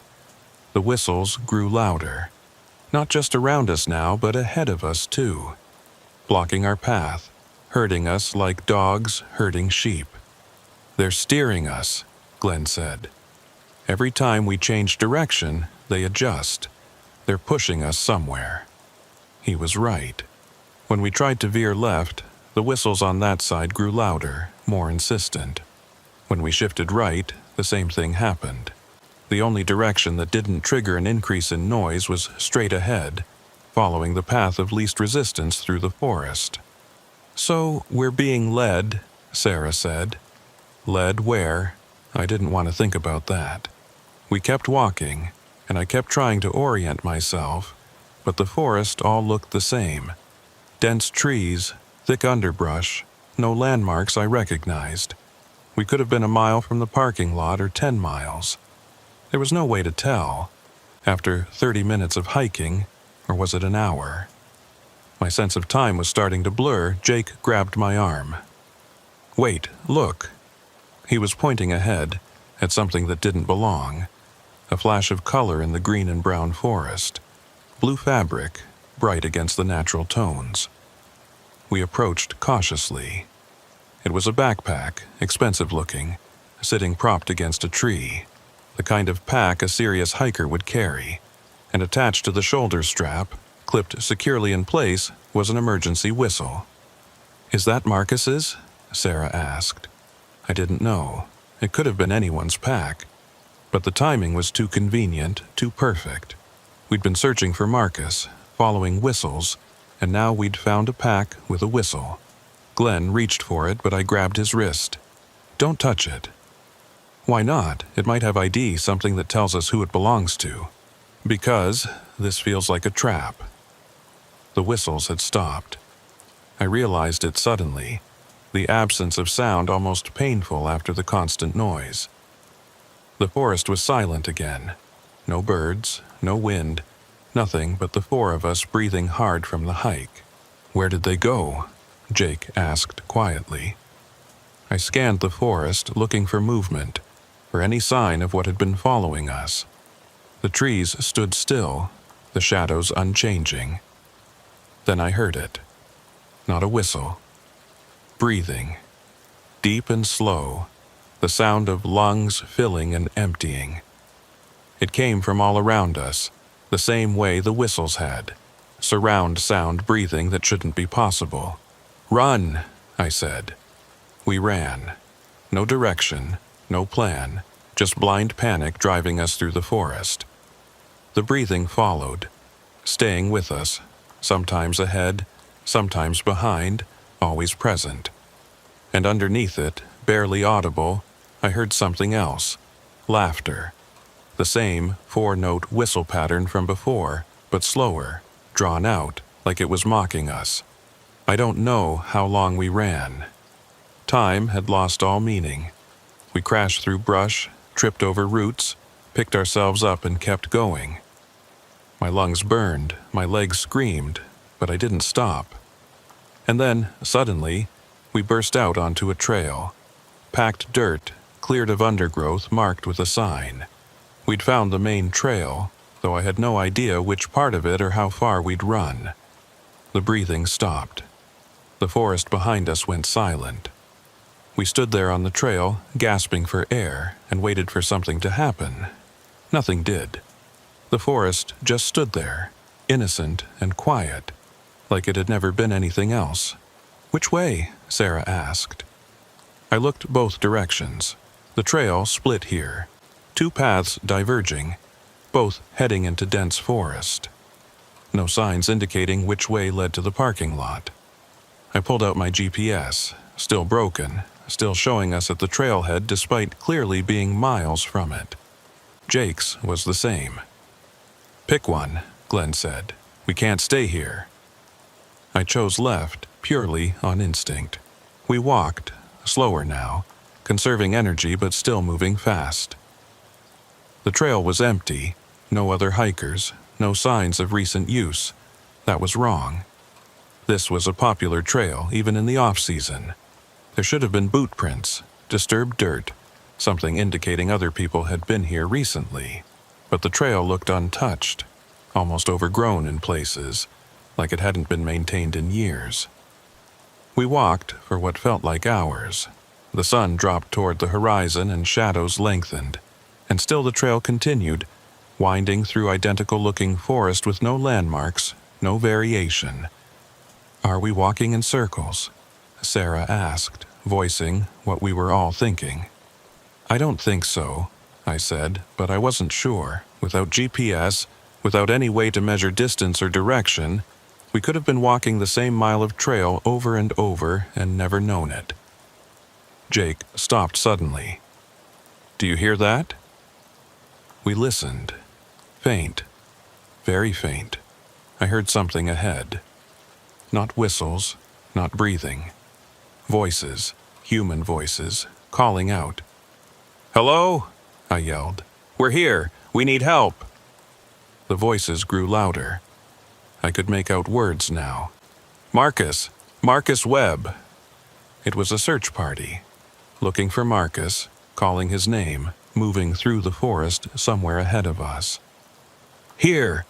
Glenn shouted. "We're on the trail! Here!" The voices grew closer, and I felt relief flood through me. We were saved.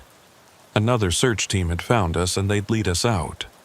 The voices came from just ahead now, around a bend in the trail.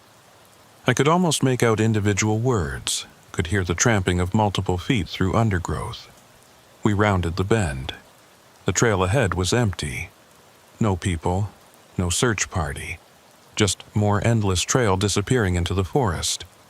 But the voices continued, crystal clear, close enough that the speakers should be visible. "Marcus! Marcus Webb! Can you hear us?" And then I recognized something that made my blood freeze. One of the voices was mine. My voice, my words, my exact tone and inflection. I heard myself calling out Marcus's name, heard Jake's voice joining in, heard Glenn and Sarah's voices adding to the chorus. We were hearing ourselves, our own search party, our own voices, calling out from somewhere that didn't exist. "That's not possible," Jake whispered.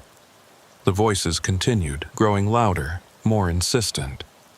Multiple copies of each of us, overlapping, creating a wall of sound that surrounded us on all sides. And then they started saying other things. Not Marcus's name, our names. Holbrook, my voice said from the forest. Glenn, Sarah, Jake, where are you? We're looking for you. We're coming to find you. Stop it, Sarah said, her hands over her ears. Make it stop. The voices grew more urgent, more frantic. You're lost, and we can't find you. Where are you? Why won't you answer? We're not lost, Glenn shouted at the empty forest. We're right here, right here.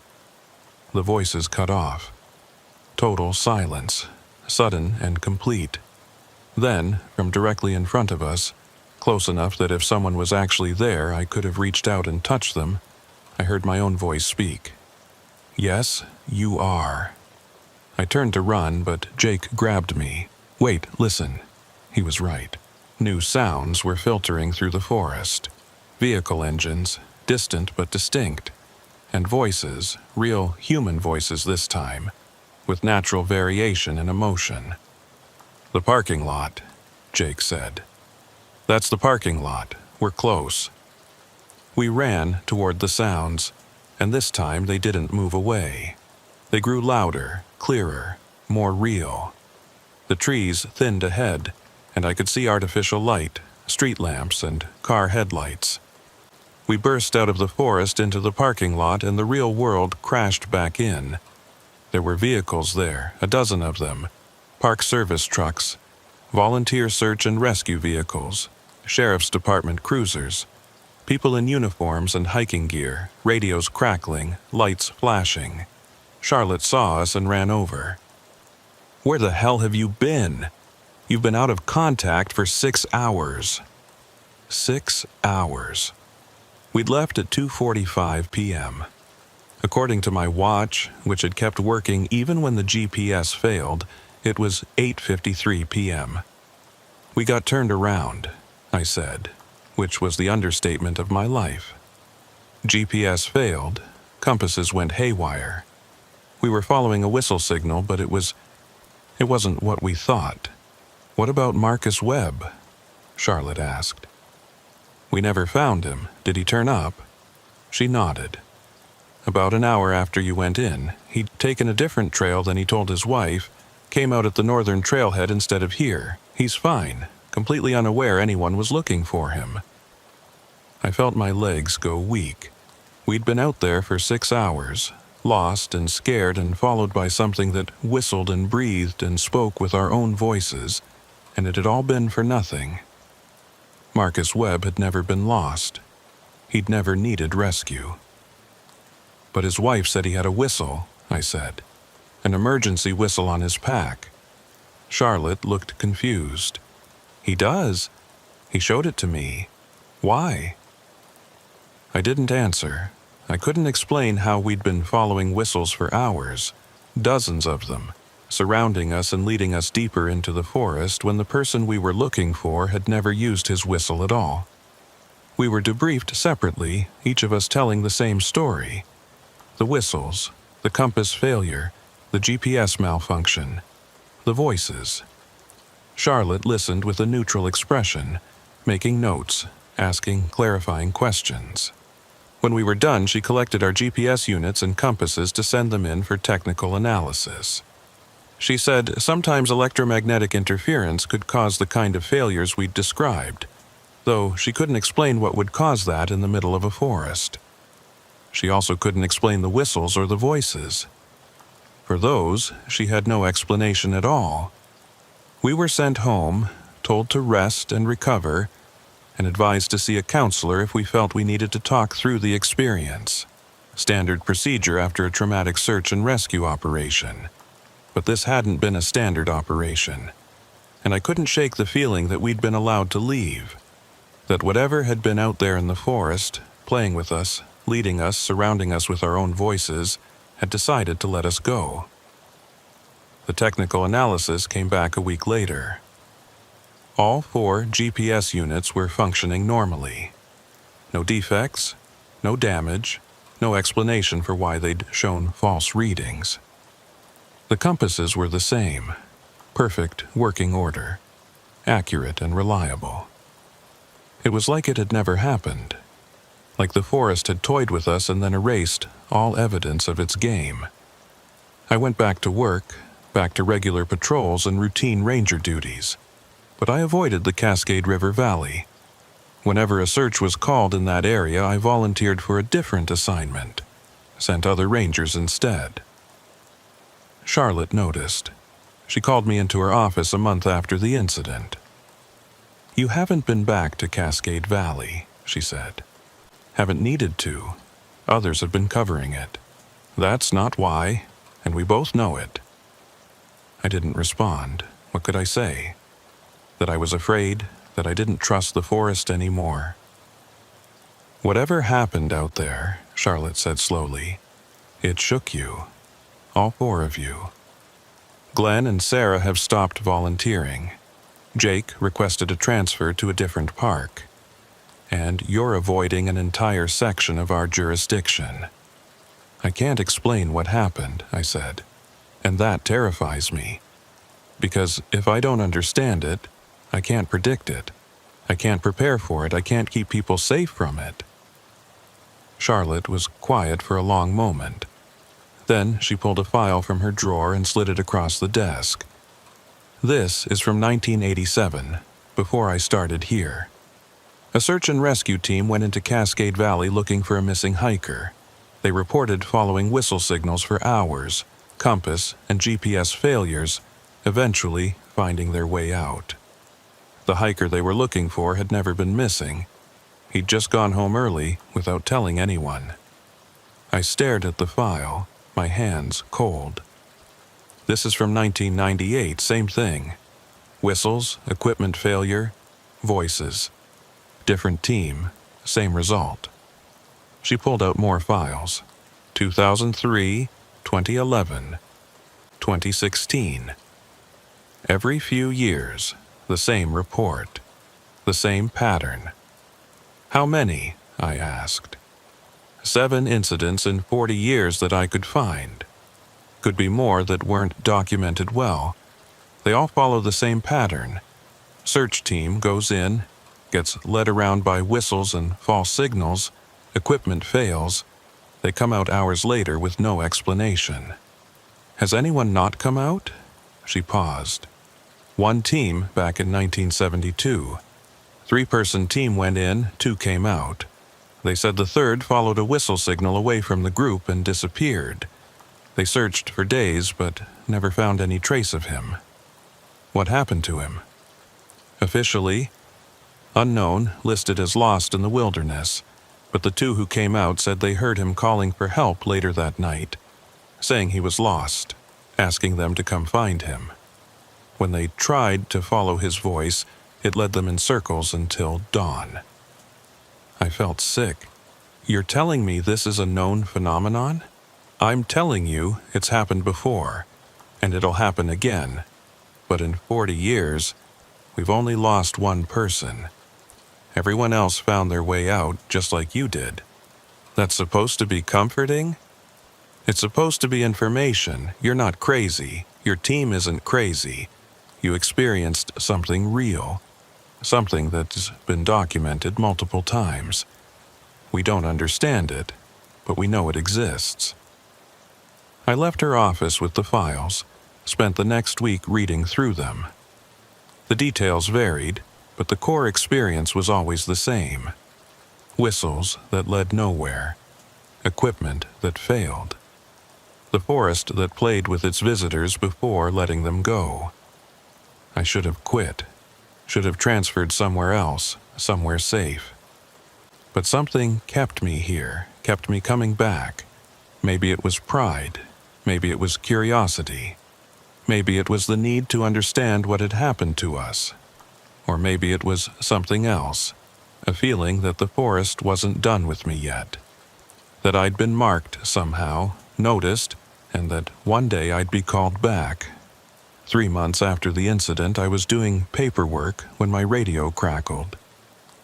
"Base, this is Trail Patrol. We've got a missing person reported at Cascade Valley. Day hiker didn't return as scheduled. Family is concerned." I felt my chest tighten. Charlotte's voice came over the radio. "Copy. Who's available for search and rescue?" I picked up my radio, my hand shaking slightly. "This is Holbrook. I'll take it." There was a pause. Then, "You sure?"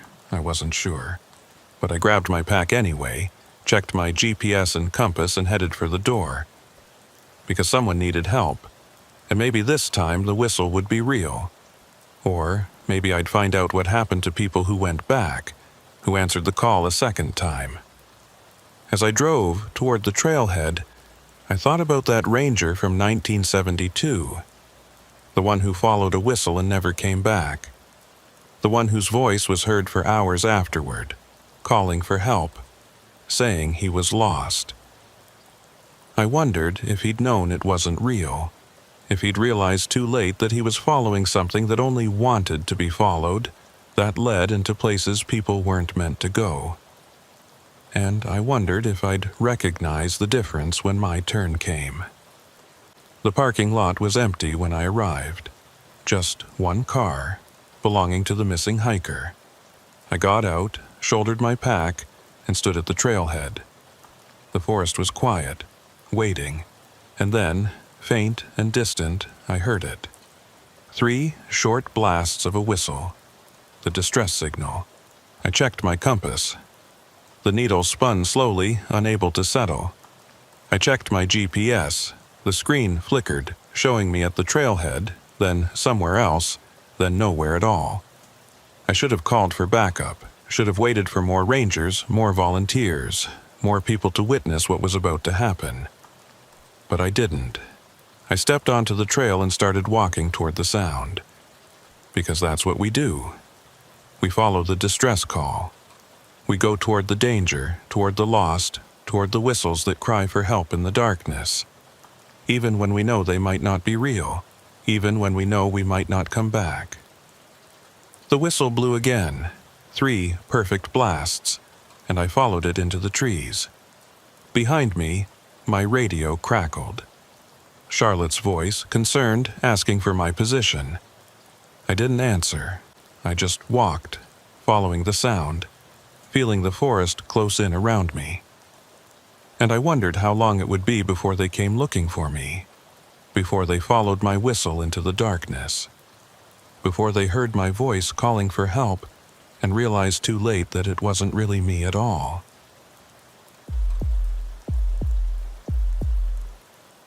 I've been a ranger at Thornwood National Forest for 14 years.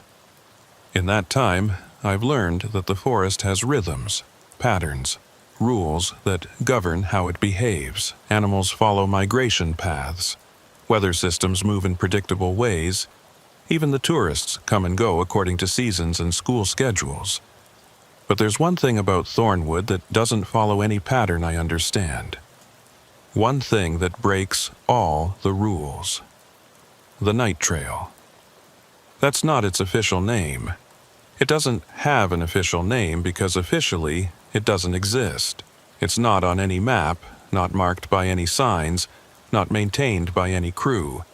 During the day, if you go looking for it, you'll find nothing. Just dense forest, thick underbrush. No indication that a trail was ever there. But at night, it appears.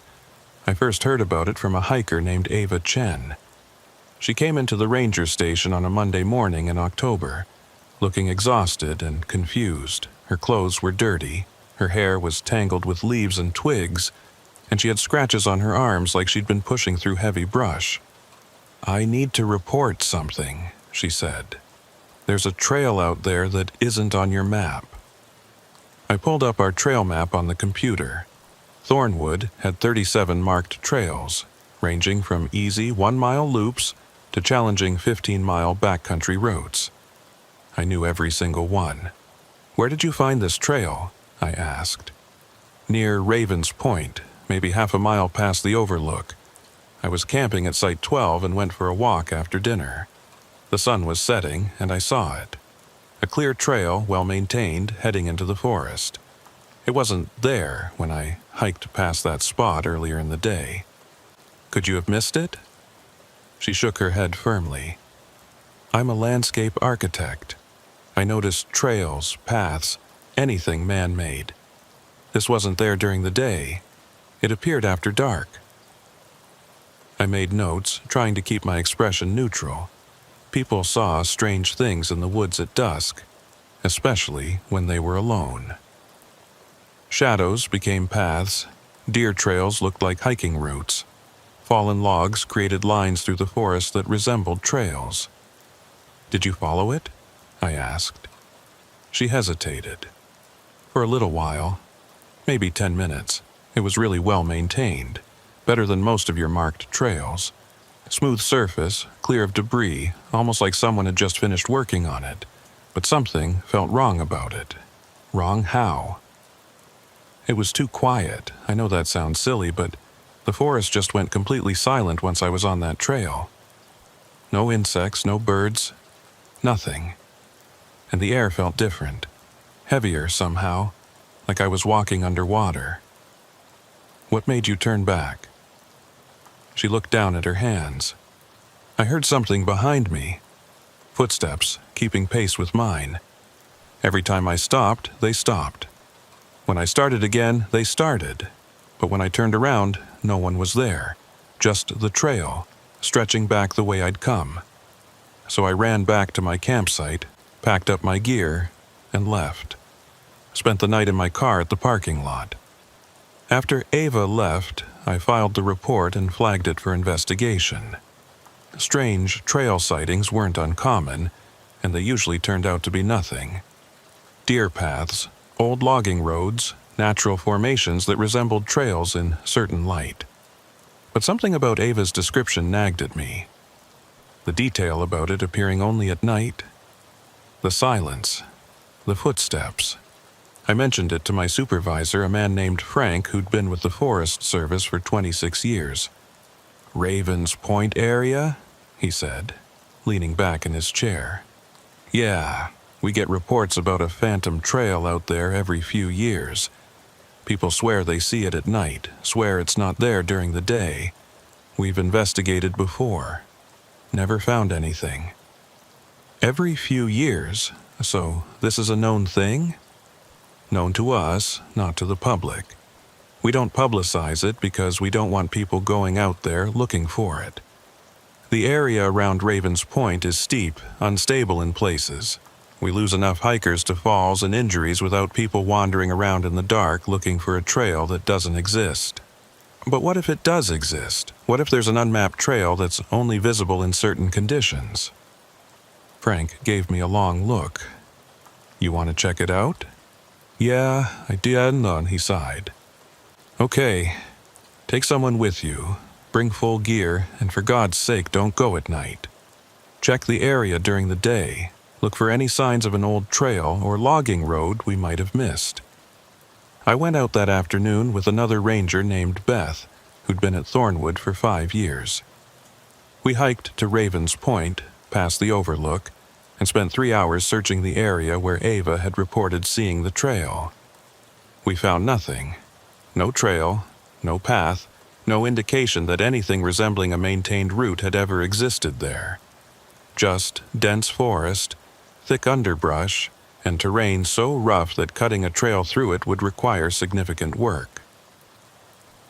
"Maybe she saw a game trail," Beth suggested.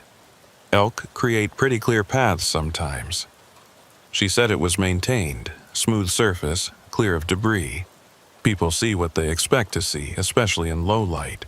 She probably followed a deer path for a few minutes, got spooked by her own footsteps echoing, and turned back. It was a reasonable explanation. I wanted to believe it. But 3 nights later, another report came in. A different hiker, a man named Cole Patterson, camping at a different site. Same story. Trail near Ravens Point. Appeared after sunset. Perfectly maintained. Disappeared again by morning. "I took photos," Cole said, pulling out his phone. "I thought no one would believe me, so I documented it." He showed me the pictures. They were taken in low light with flash, but they clearly showed a trail. Smooth dirt surface, edges defined by what looked like deliberately placed stones, the kind of detail work you'd see on a professionally maintained path. "Where exactly was this?" I asked. He pulled up a map on his phone and pointed. "Right here, about 30 feet from where the marked trail passes. I'm certain. I used GPS to mark the spot." I went back to the area the next day, alone this time, with Cole's GPS coordinates loaded into my device. I found the exact spot where he'd taken the photos. There was no trail, just forest, exactly like everywhere else. But as I stood there looking at the thick underbrush that should have taken hours to push through, I noticed something. The vegetation, while dense, seemed to follow a pattern. A line, maybe 8 feet wide, where the trees grew slightly differently. Not a trail, not even close. But a subtle difference in the forest. Like something had been there once and the forest had grown over it. I took photos, made notes, and headed back. That night, I couldn't stop thinking about it. 2 different hikers, 2 separate sightings, both describing the same thing in the same general area. I made a decision that I knew Frank would disapprove of. I was going back to Ravens Point after dark. I didn't tell anyone. I packed my gear, loaded extra batteries for my flashlight, checked my GPS and radio, and drove to the trailhead just before sunset. The parking lot was empty, which was normal for a weeknight in October. I hiked to Ravens Point as the sun dropped below the horizon. The forest grew dark quickly under the heavy canopy, and by the time I reached the area where the phantom trail had been reported, I needed my flashlight. I stood there scanning the forest looking for any sign of a trail. Nothing, just trees and shadows and the sound of wind moving through branches. I was about to give up when I noticed something. The forest had gone quiet, completely quiet, just like Ava had described. No insects, no rustling leaves, nothing. Just silence. And then I saw it. The trail appeared gradually, like my eyes were adjusting to see something that had always been there. It started as a vague sense of direction, a slight clearing in the underbrush. Then it became more defined, the edges sharpening, the surface smoothing out. Within 30 seconds, I was looking at a fully formed trail, well-maintained, clear of debris, with carefully placed border stones catching the beam of my flashlight. It looked like it had been there forever, like I'd simply been too blind to see it before. I marked my GPS position and took photos, though I had a feeling they wouldn't show what I was seeing. Then I stood there, at the edge of the trail, trying to decide what to do. Every instinct told me not to step onto that trail. Every year of training, every safety protocol, every cautionary story I'd heard about people who wandered off marked paths screamed at me to turn back. But I was a ranger. My job was to investigate, to understand, to know the forest I was responsible for protecting. I stepped onto the trail. The silence deepened immediately, becoming almost physical. I could feel it pressing against my eardrums, could feel the absence of sound like a weight. My footsteps made no noise. When I deliberately scraped my boot against a stone, there was no sound. I walked forward slowly, sweeping my flashlight beam ahead of me. The trail continued into the forest, straight and well-defined, nothing like the twisting, organic paths that characterized our normal trails. After about 50 yards, I stopped and looked back. The trail stretched behind me, clear and obvious. I could see the point where I'd entered it, where the forest opened up to reveal the maintained path. I checked my GPS. According to the device, I was standing in the middle of dense forest, nowhere near any marked trail. But I could see the path beneath my feet, could see the carefully placed stones, could see the smooth dirt surface. I kept walking. The trail curved gently to the right, then straightened out again. The forest on either side looked normal, but I had that underwater feeling Ava had described. Like the air was thicker here, harder to breathe, pressing in on me from all sides. I'd gone maybe a quarter mile when I heard it. Footsteps behind me, keeping pace with mine. I stopped. The footsteps stopped. I turned around, sweeping my flashlight across the trail. Empty. Just the path stretching back the way I'd come, perfectly maintained, perfectly silent. I started walking again. The footsteps resumed, matching my rhythm exactly. Not echoes. I knew what echoes sounded like. These were separate footfalls, slightly offset from mine, like someone was walking 5 or 10 feet behind me. "Hello?" I called out. My voice sounded wrong, muffled, like I was speaking into a pillow. No response. Just the footsteps, steady and persistent. I picked up my pace. The footsteps matched me. I stopped abruptly, trying to catch whoever was behind me off guard. They stopped at the exact same instant, no delay, no time for a real person to react. I was breathing hard now, fear starting to override professional curiosity. I needed to turn back, to get off this trail, to return to the normal forest where sound worked properly and GPS made sense. I turned and started walking back the way I'd come. The footsteps followed behind me now, even though I was heading in the opposite direction. Always behind me, always the same distance, no matter which direction I walked. And then I heard something else. Ahead of me, from the direction I was now walking, more footsteps, coming toward me. I stopped. The footsteps behind me stopped. The footsteps ahead kept coming, steady and deliberate. I stood there, trapped between two sets of invisible footsteps, and tried to think.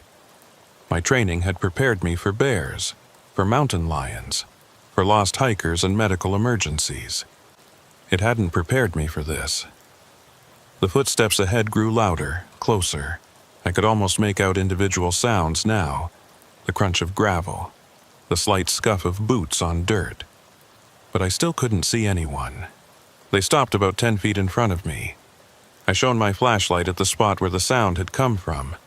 Empty trail. But I could feel something there, a presence, a sense of space being occupied. "Who's there?" I said, trying to keep my voice steady. The silence pressed in harder. My flashlight flickered, dimmed, then steadied. And in that moment of dimness I saw something. Not a person. Not exactly. More like a suggestion of a person. A human-shaped absence where the darkness was slightly deeper. It stood on the trail ahead of me, perfectly still, and I had the overwhelming sense that it was looking at me. Then my flashlight brightened again, and it was gone. Just empty trail. The footsteps behind me started again, moving around me in a wide circle. I turned, trying to keep my light on them, but they stayed just at the edge of my beam, circling, pacing, measuring. More footsteps joined in. From the sides, from ahead, from behind. Dozens of them, maybe more, all walking the trail around me, all invisible, all perfectly synchronized. I did the only thing I could think of. I ran off the trail, straight into the forest, pushing through underbrush that shouldn't exist on a maintained trail. Branches grabbed at my clothes, roots tried to trip me, and I fought through it all with single-minded desperation. Behind me, the footsteps stopped. The silence lifted, replaced by normal forest sounds, insects, wind, the rustle of leaves.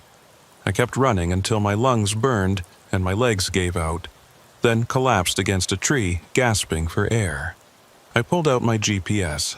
According to the device, I'd moved maybe 30 feet from my last recorded position, but I'd run for at least 2 minutes through heavy brush. I should have covered 10 times that distance. I looked back toward where I'd left the trail. The forest looked normal, thick and impassable. No sign of a trail, no indication that one had ever existed. It took me an hour to find my way back to the marked trail, using GPS and sheer stubbornness. By the time I reached the parking lot, it was after midnight. I was scratched, exhausted, and completely unable to explain what I'd experienced. I didn't file a report. What would I say? That I'd found a phantom trail that appeared after dark, that I'd been followed by invisible footsteps, that I'd seen a human-shaped absence in the darkness. I went home, showered, and lay in bed staring at the ceiling until dawn. The next day, Frank called me into his office. "I heard you were out at Raven's Point last night," he said. I started to ask how he knew, but he held up a hand. "I've been doing this a long time. I know when rangers decide to investigate things they shouldn't. You went looking for the night trail." "I found it." He nodded slowly. "Did you walk it?" "About a quarter mile, then I got off it as fast as I could." "Good. That's further than most people get before they realize it's a mistake." "What did you experience?" I told him everything. The silence, the footsteps, the human-shaped absence. He listened without interrupting, his face grave. When I finished, he was quiet for a long moment. Then he opened a drawer in his desk and pulled out a file. An old file, the kind that hadn't been digitized yet, with yellowed papers and faded ink. "This is from 1983. Before I started here, a ranger named Thomas Whitmore investigated reports of a phantom trail near Raven's Point. He went out at night to check it out. What happened? He found it. Walked it for about an hour, according to his notes. He described the same things you did. The silence, the footsteps, the feeling of being watched and followed. He made it back safely, filed a report, and recommended the area be closed at night. Was it? No. The regional director at the time didn't believe his report, thought he'd gotten disoriented and panicked, told him to forget about it." Frank paused. 3 weeks later, Thomas went back. Alone, at night, he never came back. I felt cold. What happened to him? We searched for a week, found his truck at the parking lot, found his pack about half a mile into the forest. No sign of Thomas, no trail, no footprints, nothing to indicate where he'd gone. Did anyone find the night trail during the search? 2 members of the search party reported seeing something that looked like a trail appear after dark. Both of them described it the same way Thomas had. Both of them refused to step onto it. Frank closed the file. Thomas Whitmore isn't the only one we've lost to that area. Since 1967, 4 people have disappeared near Raven's Point. All of them at night, all of them experienced hikers who should have known better. We never found bodies, never found conclusive evidence of what happened to them. And you think they found the trail? I think they walked it. And I think they walked too far, or stayed too long, or did something that meant they couldn't come back. Why haven't you closed the area, put up warnings? We did, back in the 70s. Posted signs, told people to avoid the area after dark. But the signs kept disappearing. Vandalism, we thought at first.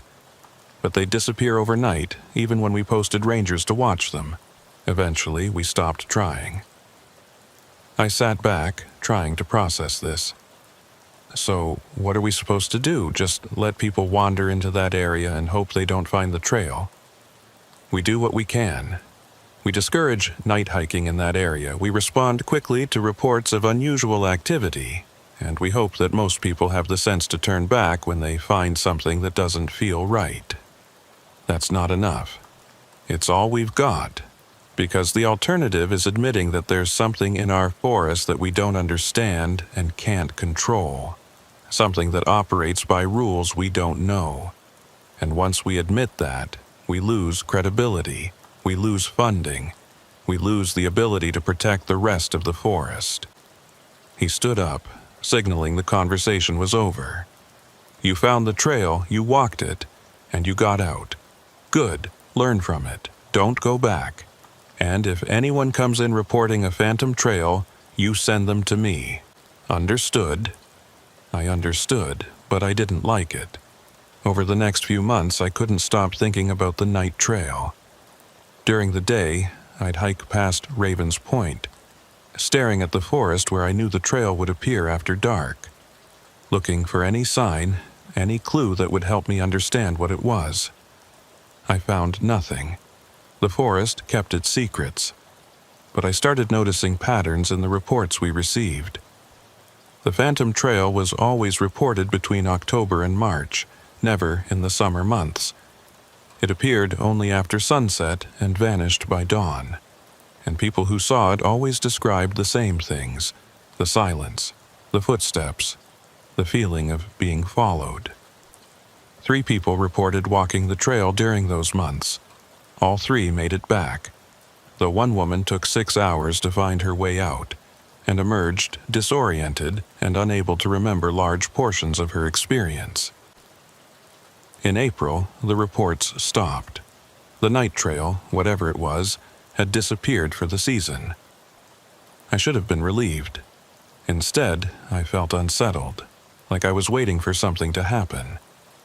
In September, as the days shortened and the nights grew longer, the reports started again. A couple camping near Raven's Point saw the trail appear just after sunset. They didn't walk it, just observed it from a distance, watched it materialize out of nothing and solidify into a clear path. "It's like it's inviting us," the man said, "like it wants us to follow it." I filed the report and added it to the growing collection of sightings. Frank read it and shook his head. "Another season starting," he said. "It's always worse in the fall, something about the shorter days, the darker nights. It shows itself more often." "Why?" I asked. "What is it trying to do? If I knew that, maybe we could stop it, but I don't think it's trying to do anything. I think it just exists. A trail that appears at night, leading somewhere we're not meant to go." October brought more reports. A solo hiker who walked the trail for 20 minutes before getting scared and turning back. A group of teenagers who dared each other to find it and succeeded, though none of them were brave enough to actually walk it. A photographer who tried to document it and found that none of his photos showed anything but normal forest. And then, 3 weeks into October, someone didn't come back. Her name was Jennifer Ramos, 29, an experienced hiker from Seattle. She'd been camping alone near Raven's Point, something we discouraged but couldn't prevent. She checked in with the ranger station on Friday afternoon, chatted about her plans to photograph the fall colors, and headed to her campsite. On Sunday, her car was still in the parking lot. Her tent was at the campsite, perfectly set up, her gear neatly arranged. But Jennifer was gone. I was part of the search team. We spent 4 days combing the area around Raven's Point, calling her name, checking every ravine and cliff face. We found nothing. No footprints, no torn clothing, no sign of struggle or injury. She'd simply vanished. On the 3rd night of the search, I stayed out late, helping to set up floodlights in the search area. I was walking back to my vehicle when I saw it.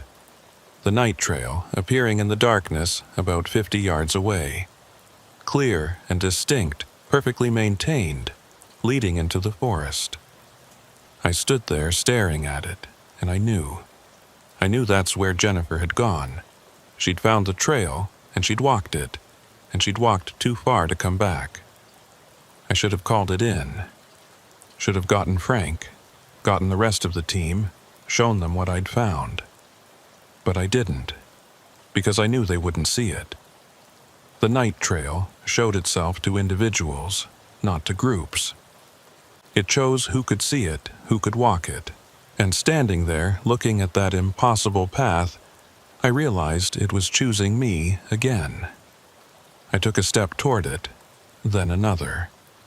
With each step, the sounds of the search camp behind me faded, the floodlights dimmed. By the time I reached the trailhead, I was in complete silence. I stepped onto the trail. The footsteps started immediately, falling into rhythm behind me, but this time, I didn't run. I walked steadily forward, my flashlight illuminating the smooth path ahead. "Jennifer!" I called out. My voice was muffled, but it carried. "Jennifer Ramos, can you hear me?" No response, just the footsteps behind me, keeping pace. I walked for 10 minutes, then 20. The trail continued, unchanging, perfectly maintained. I checked my GPS. According to the device, I hadn't moved. I was still standing at my starting point, even though I could see the trail stretching behind me. "I know you're here," I said to the darkness. "I know this is your trail. I know you take people who walk too far. But I need to find Jennifer, please." The footsteps stopped. The silence deepened until I could hear my own heartbeat, loud and fast. And then, ahead of me on the trail, I saw her, not Jennifer. The human-shaped absence I'd seen before, standing in the middle of the path. But this time it was clearer, more defined. I could almost make out features, the suggestion of a face, of arms and legs, of a human form that existed just outside of normal vision. It raised one arm and pointed, not at me, not behind me, off the trail into the forest to the left. I looked where it pointed. In the darkness, I could barely make out something white, a piece of fabric caught on a branch. I left the trail, pushing through the underbrush. The moment I stepped off the path, sound returned. Insects, wind, the normal forest sounds. I stumbled through the thick vegetation toward the white fabric. It was a sleeve, Jennifer's jacket, torn and tangled in the brush. And 20 feet beyond it, I found her. She was alive, unconscious but breathing, curled up at the base of a tree. She had a head wound, already clotting, and her ankle was swollen, but she was alive. I called it in on my radio, which suddenly worked again. Gave them my GPS position, which suddenly made sense again. Waited with Jennifer until the rescue team arrived.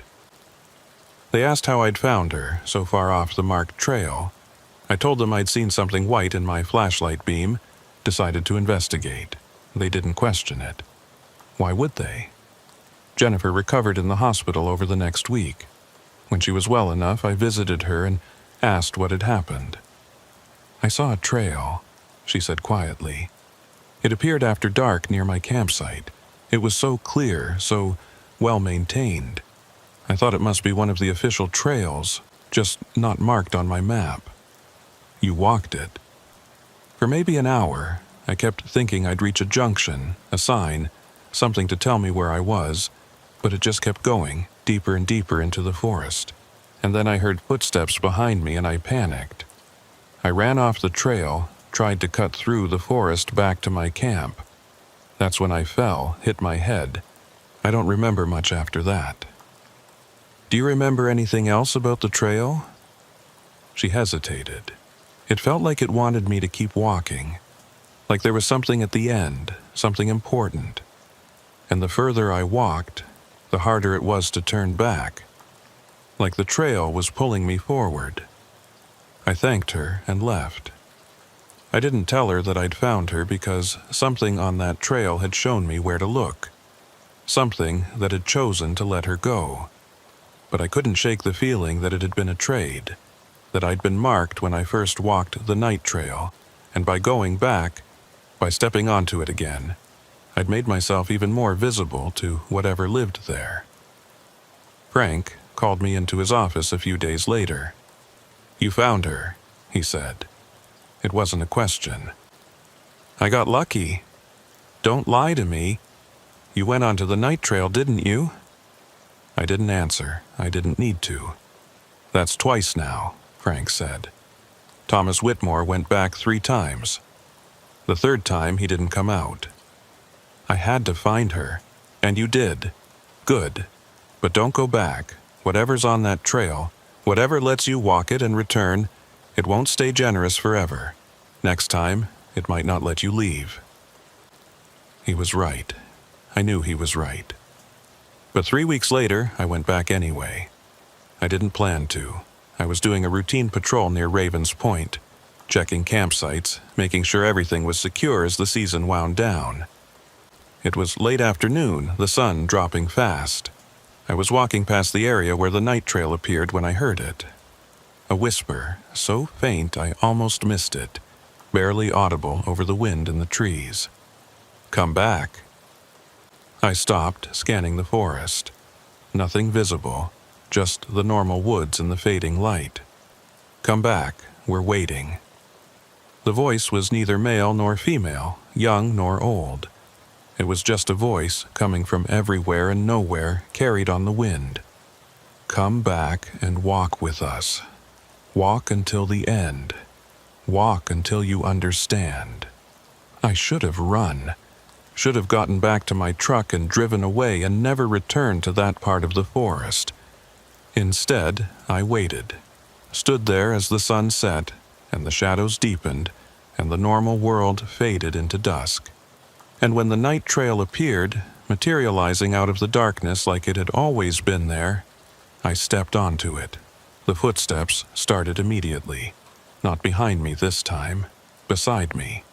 Dozens of them, hundreds, an invisible crowd walking the trail with me. I walked forward, and the whispers began. "Welcome back. We knew you'd return. Walk with us. Walk until you understand." The trail stretched ahead, perfectly maintained, perfectly clear. In the distance, I could see something I'd never seen before. A light, faint and blue, like moonlight reflected off water. I walked toward it. The footsteps kept pace, the whispers continued, and the silence pressed in from all sides. The light grew brighter as I approached. Not moonlight, I realized. Something else. Something that glowed from within the trail itself. The path ahead shimmered, became translucent, and through it I could see something that shouldn't exist. Another forest. Similar to the one I knew, but different, wrong somehow. The trees were too tall, the shadows too deep, the sky too dark.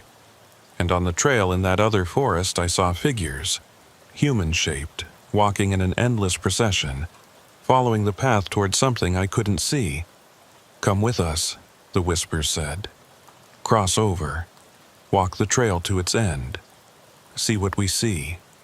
I stood at the edge of that shimmering boundary, feeling the pull. Part of me wanted to step through, to understand, to see where the trail led. But I remembered Thomas Whitmore. I remembered the others who'd disappeared. I remembered Frank's warning. This was the third time. The third time was when you didn't come back. I turned around. The whispers rose in volume, becoming shrieks, becoming howls of rage and disappointment. The footsteps stopped. The trail behind me writhed and twisted, trying to turn me around, trying to make me face forward again. I ran, off the trail into the normal forest where branches tore at my clothes and roots tried to trip me. Behind me, I heard the night trail scream. It's not a sound I can properly describe. It was like tearing metal, like breaking glass, like 1,000 voices all crying out in unison. It filled the forest, shook the trees, made the ground tremble beneath my feet. And then, suddenly, it stopped. The forest went silent again. A normal silence filled with normal sounds. I collapsed against a tree, gasping for air, and pulled out my GPS.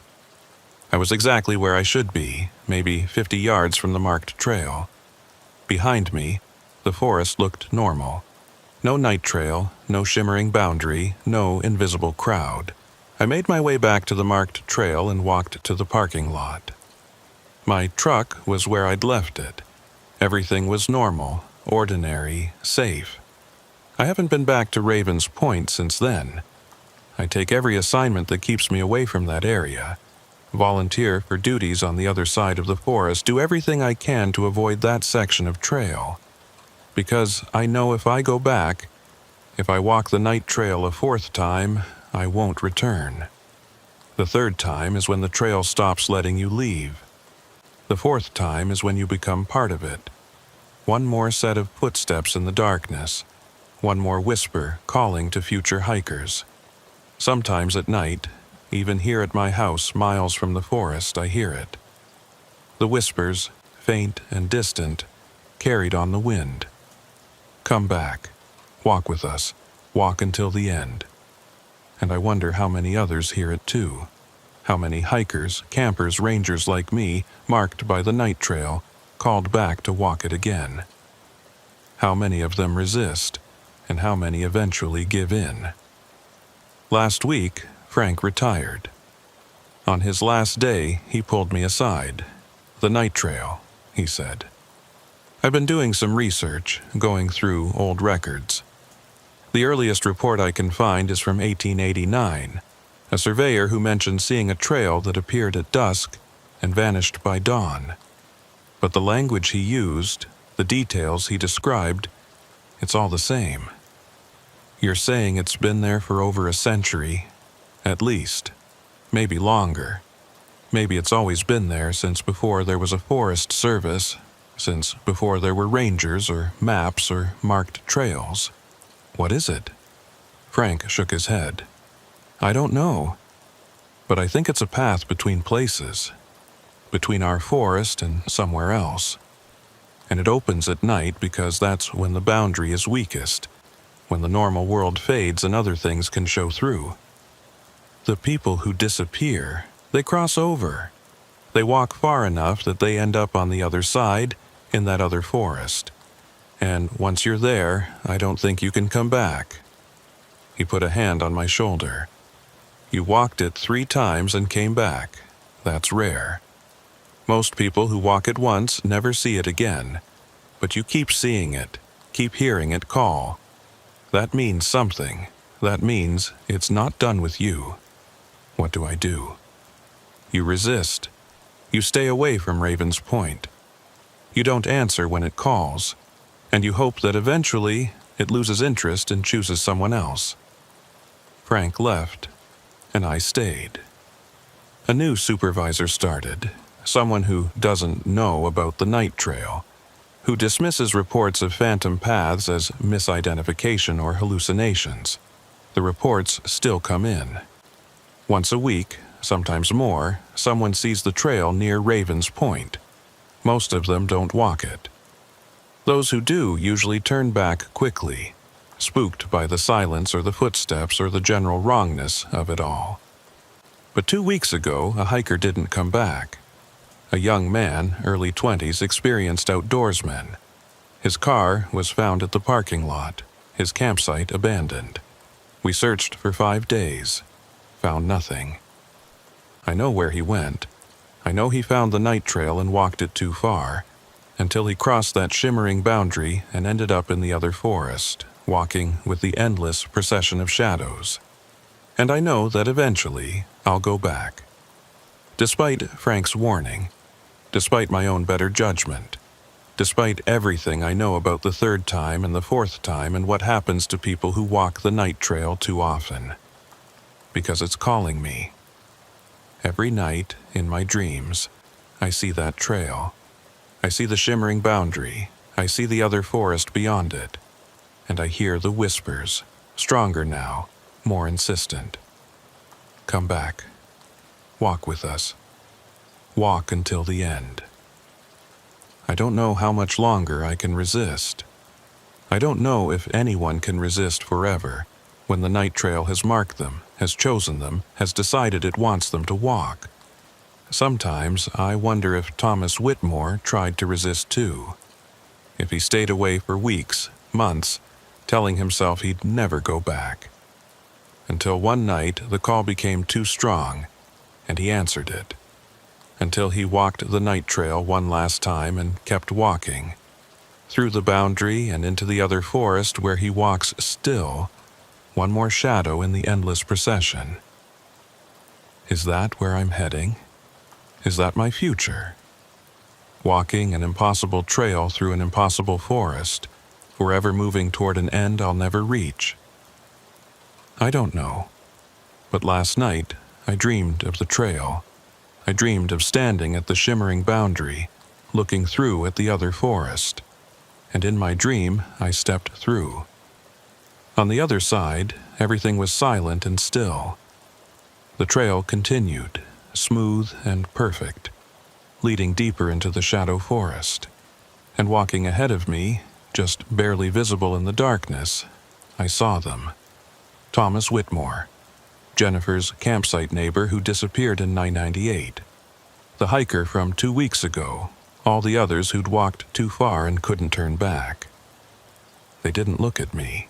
They just walked, following the trail, moving in an endless line toward something I couldn't see. And behind me, I felt more footsteps joining in.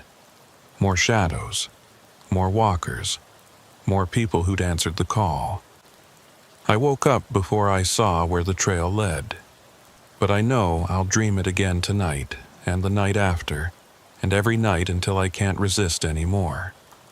Until I go back to Raven's Point at dusk, watch the night trail appear, and step onto it one final time. Until I walk it to the end, wherever that might be. Until I understand what it is, what it wants, where it leads. Even if understanding means I never come back. The trail is calling. It's always calling. And someday soon, I know I'm going to answer.